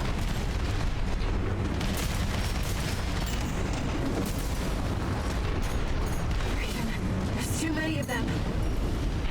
Wait, I'm picking up something else. Hey, tourist! Having a little trouble? Carla. Walter. He asked me to look after you. Don't mind if I do. Company! It's another AC! I'm reading... Your AC? Joe's her junkyard? That's Carla's AC. She's backing us up, Raven. I don't just design weapons, you know. He'll see what I mean. There's a lot of them, Chief, but they're just MTs. You should have let me handle this. RAD needs you in one piece. You're missing the point, Chatty. This is our tourist grand escape. I wouldn't miss it for the world. Enemy contact. AC, full bottle. Raven, the searchlights. Looks like we're clear. We better book it before more company shows up. Sending a chopper. We retrieved the tourist's AC, too. Once we've caught our breath, let's talk. About Walter.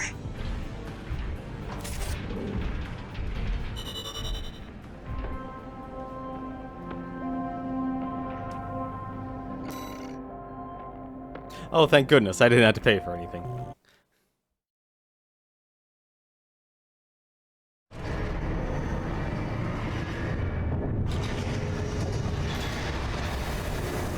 Oh, sweet. Actually, I was curious about that. Let's see. Jailbreak. Jailbreak. Nice. I was hoping to actually keep all those parts. Augmented human C4621 entering standard mode. Incoming comms.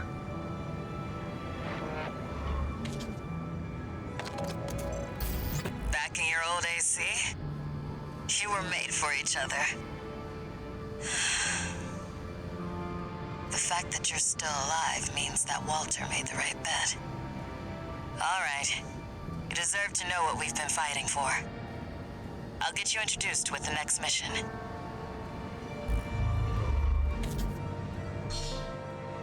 New parts available for purchase.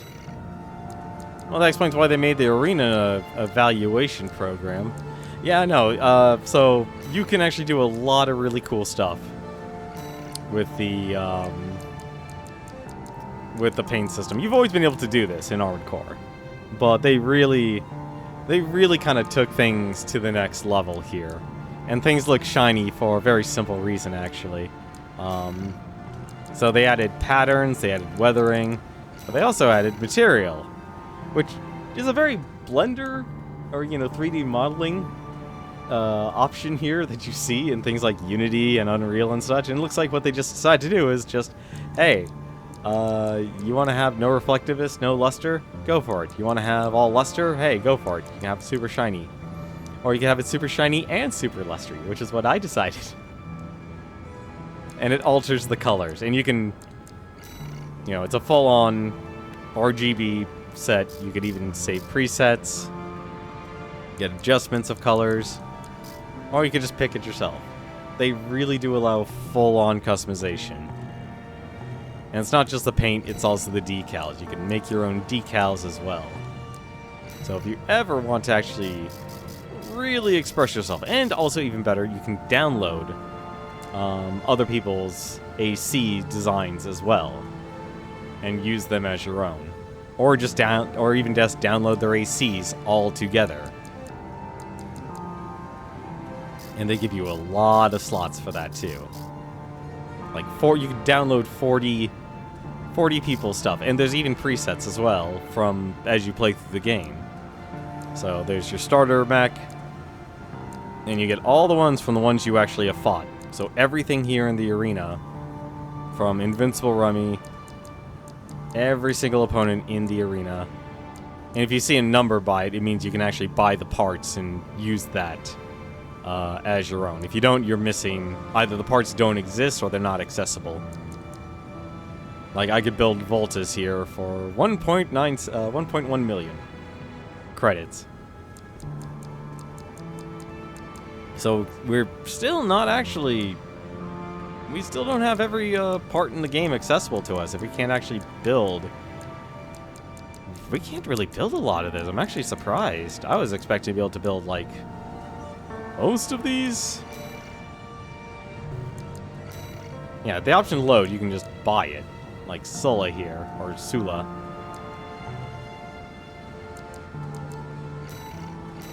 And they're probably just gonna get, the parts. Let's see. Junk. Originally a head part for an old generation AC developed by Boz. RAD engineers infiltrated Institute City to make field repairs. Just enough to make this part operable, but not enough to fix its weathered armor. So you can use it, which is really nice, actually. I always do appreciate that. So Walter and RAD were working together. And it's bipedal. Any other parts I had? Oh yeah, that's right. This is the generator here. The prototype coral-based internal combustion generator developed long ago by the Rubicon Research Institute. Optimized for power-hungry coral weapons with rapid EN recovery enabled by maximum combustion. Interesting. That is... Wow, that's a lot of capacity, actually. Terrible recharge, but... That is a lot of capacity. You hope Walter is alright or safe? I don't know. Everyone's playing a dangerous game for the coral. And considering he was still being used by other people, too. Here we go. The Lightwave. Moonlight. Lightwave blade developed long ago by Rubicon Research Institute. Fuses laser and pulse technology to accompany slashing attacks with waves of light. Charged to increase output, emitting larger waves of light. Low damage. That is really low damage, actually. That is incredibly low damage. Okay, the charge actually makes a difference, though. That's still not a lot, actually.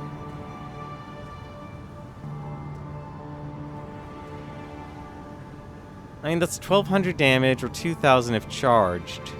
But I'm curious. Okay, so it's ranged. Okay. There's two hit combo. And they... Oh. Okay. Alright, I can see why it's lower damage then. Do that in a 3v3 match.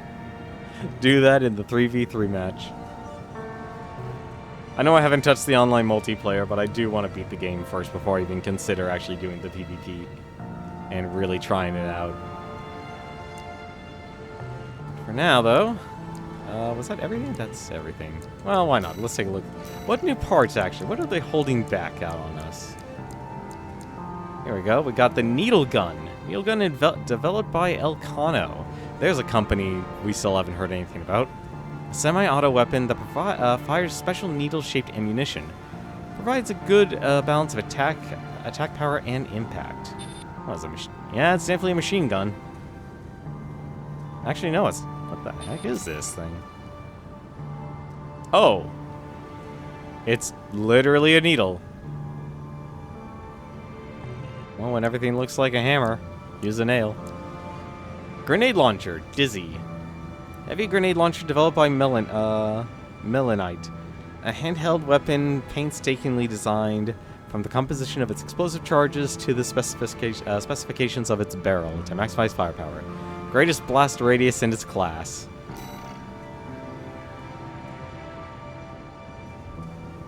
That's some good firepower there. 1,650 damage and 1,200 impact. Any other weapons here? Oh, we've got one more. Laser rifle. Double barrel laser rifle designed by Archivist ADD. This is a power-hungry, high-performance variant that features 2 barrels in vertical juxtaposition. Can be charged to amplify its power.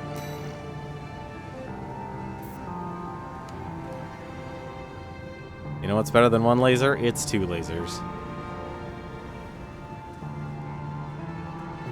How much damage does it do charged? 2,352. Wow. How many rounds? 108. That is... Oops. That is not many. Is that it? A split missile launcher. Oh, no, I think this is actually new. Handheld split missile launcher developed by Furlong Dynamics. Ambitious entry in the Furlong's 3rd-gen lineup. This weapon improves accuracy with missile payloads that split as they approach the target. Yeah, this is definitely new. Oh. Well, that's nice, actually.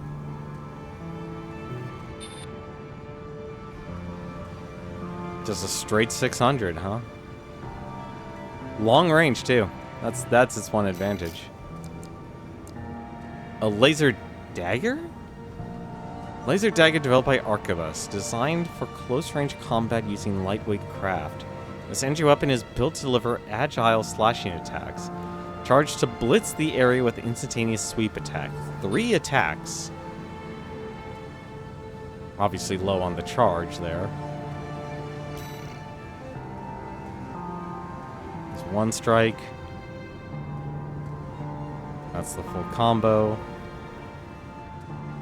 And... oh. Neat. Interesting they actually allow that.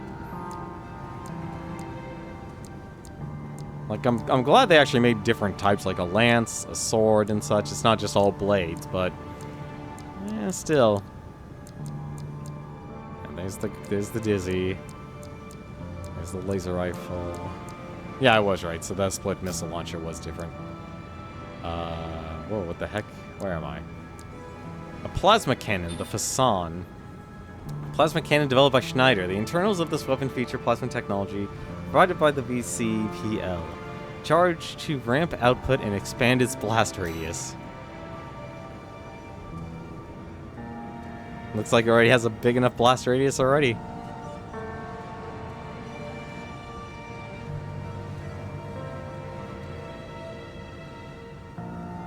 I'm guessing Walter. I would assume Walter was the person who... well, I think if anything, obviously our body was dumped. But, wherever we ended up, I guess, you know, because I have a feeling, because Walter has to be boy. He has to be the assistant number 1 then, and Carla has to be assistant number 2. That's what I'm thinking of in relation to Nagai.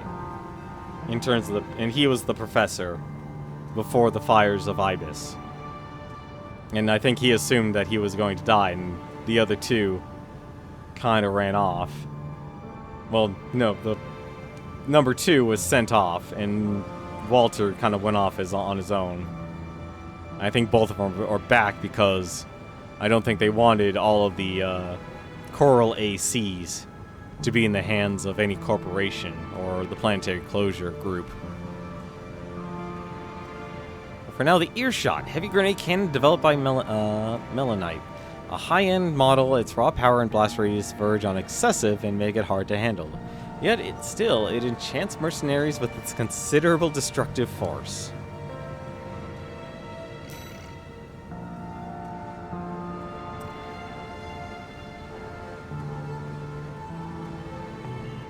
I'm still surprised bipedals get to actually get away with that. The Morley Scatter Bazooka developed by Balam. I don't remember seeing this, actually. Oh. A shotgun bazooka. Okay. Alrighty. I get it. Let's see. Another split missile launcher. Oh, you just get double the... What's fun than one split missile launcher? How about two? A dual missile launcher. The Duo. Medium-sized 3-cell dual missile launcher developed by Furlong Dynamics. Traps targets and pincer trajectory, limiting evasion options. A coaxial version of the existing Furlong multi-missile lock launcher capable of multi-lock.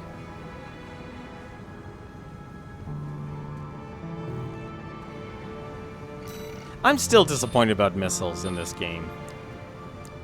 Like, I just don't think they fit compared to what you need in this game. I mean, I keep pressing the wrong button. Like, they do actually give you enough missiles, but if you wanted to use missiles to destroy all the MTs and such that you come across, hey, great, but I don't think they're enough for the bosses. 8-cell vertical missile launcher developed by Furlong Dynamics. This is the medium-weight AC model that is capable of multi-lock. That's a lot of missiles.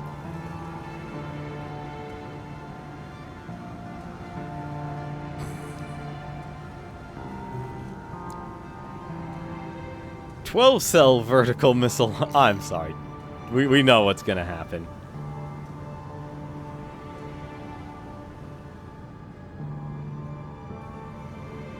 Look, we couldn't fit 12 of them in a row, so here's 6.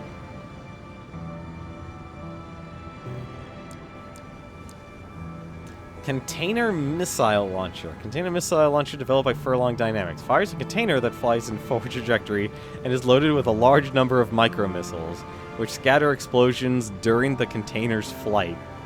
1,422 damage, 1,278 impact damage. How many rounds you get? You get 12 rounds of this.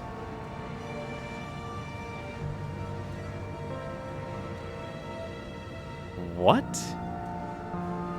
So it launches it, and then it launches the micro missiles. Interesting.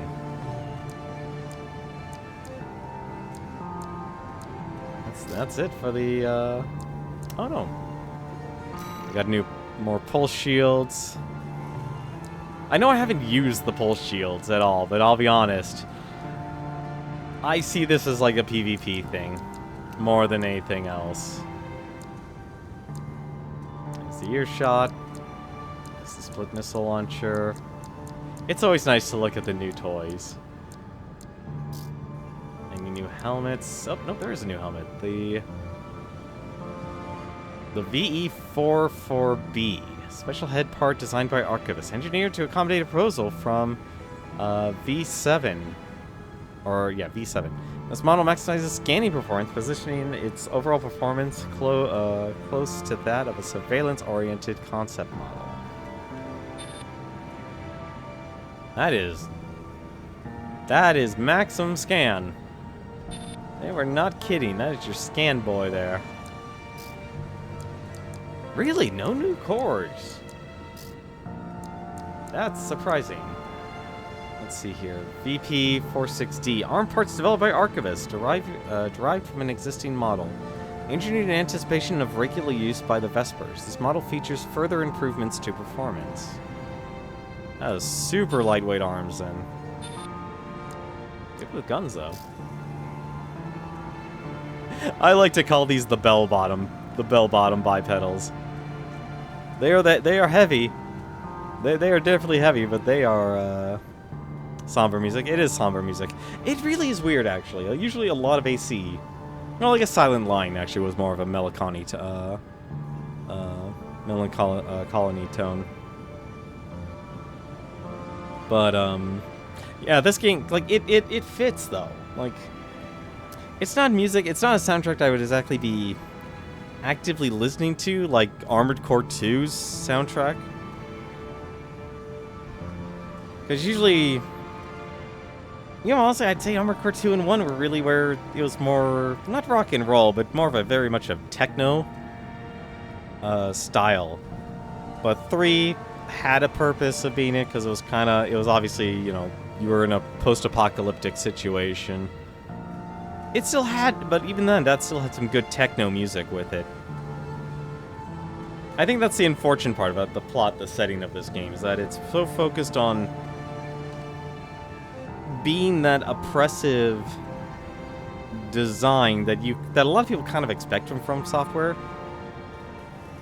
That a lot of older From Software games weren't exactly apocalyptic. It still had corporations fighting for each other for like resources and such. It had all that jazz. But it wasn't like it's the end of the world, or we're on a planet that basically has ended, and then here are the remnants of our society. So, really no new legs. Oh no, here we go. Hey, we finally got the legs that Chartreuse was using. And these, okay, so these are tank legs. Special tank parts designed by Archivist ADD. Prioritizes hovering performance and forward propulsion to focus on aerial combat.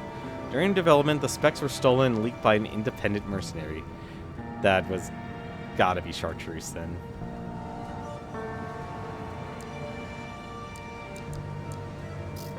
And no new boosters. Ooh, that is definitely a new FCS. That is a long-range combat FCS designed by Archivist. It retains ADD's earlier focus on ability targets at range while also improving missile performance across the board to enable walking fortress style of AC.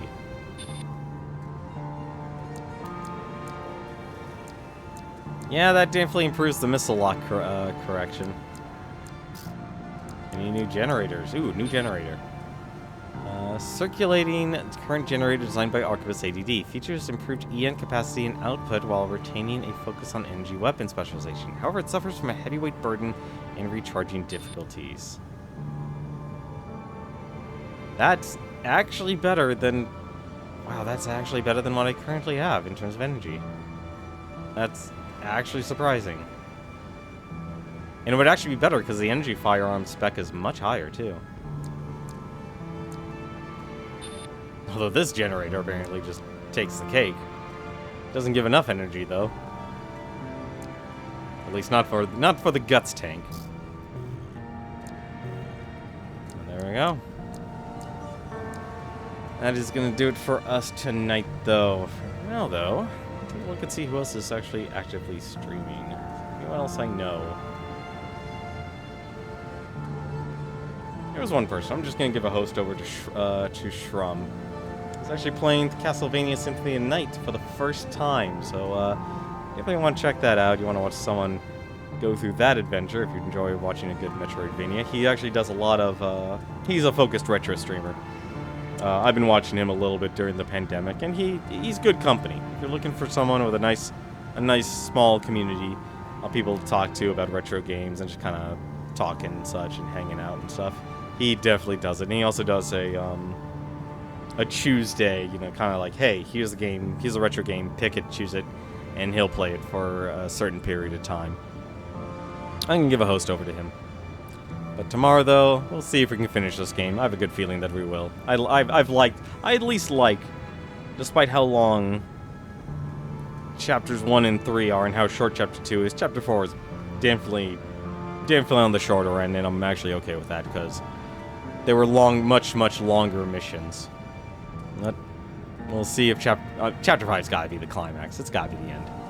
There's no way. But I'll come back with a new AC. I'll figure something out. Because I have a feeling we're going to be fighting some pretty strong stuff. And as tempting as it would be to keep using the guts tank, I want to be able to do something different and figure out what design I would actually do. And also figure out what to do with all of these OTS chips, because I keep forgetting to use it. I will say, though, I'm glad I chose this. This is what I would definitely get in terms of PvE, in terms of going through the story, is absolutely getting this. Maximize that. An extra 2,000 health may not feel like a lot, but it is a lot. Just even 1,500 was worth it. Even the damage mitigation. I probably will actually spend my chips on that. And then finally focus on damage. I feel like damage... I'm torn on the damage output in this game. I really am. It feels like it's a lot, but at the same time, just ricocheting makes a huge difference.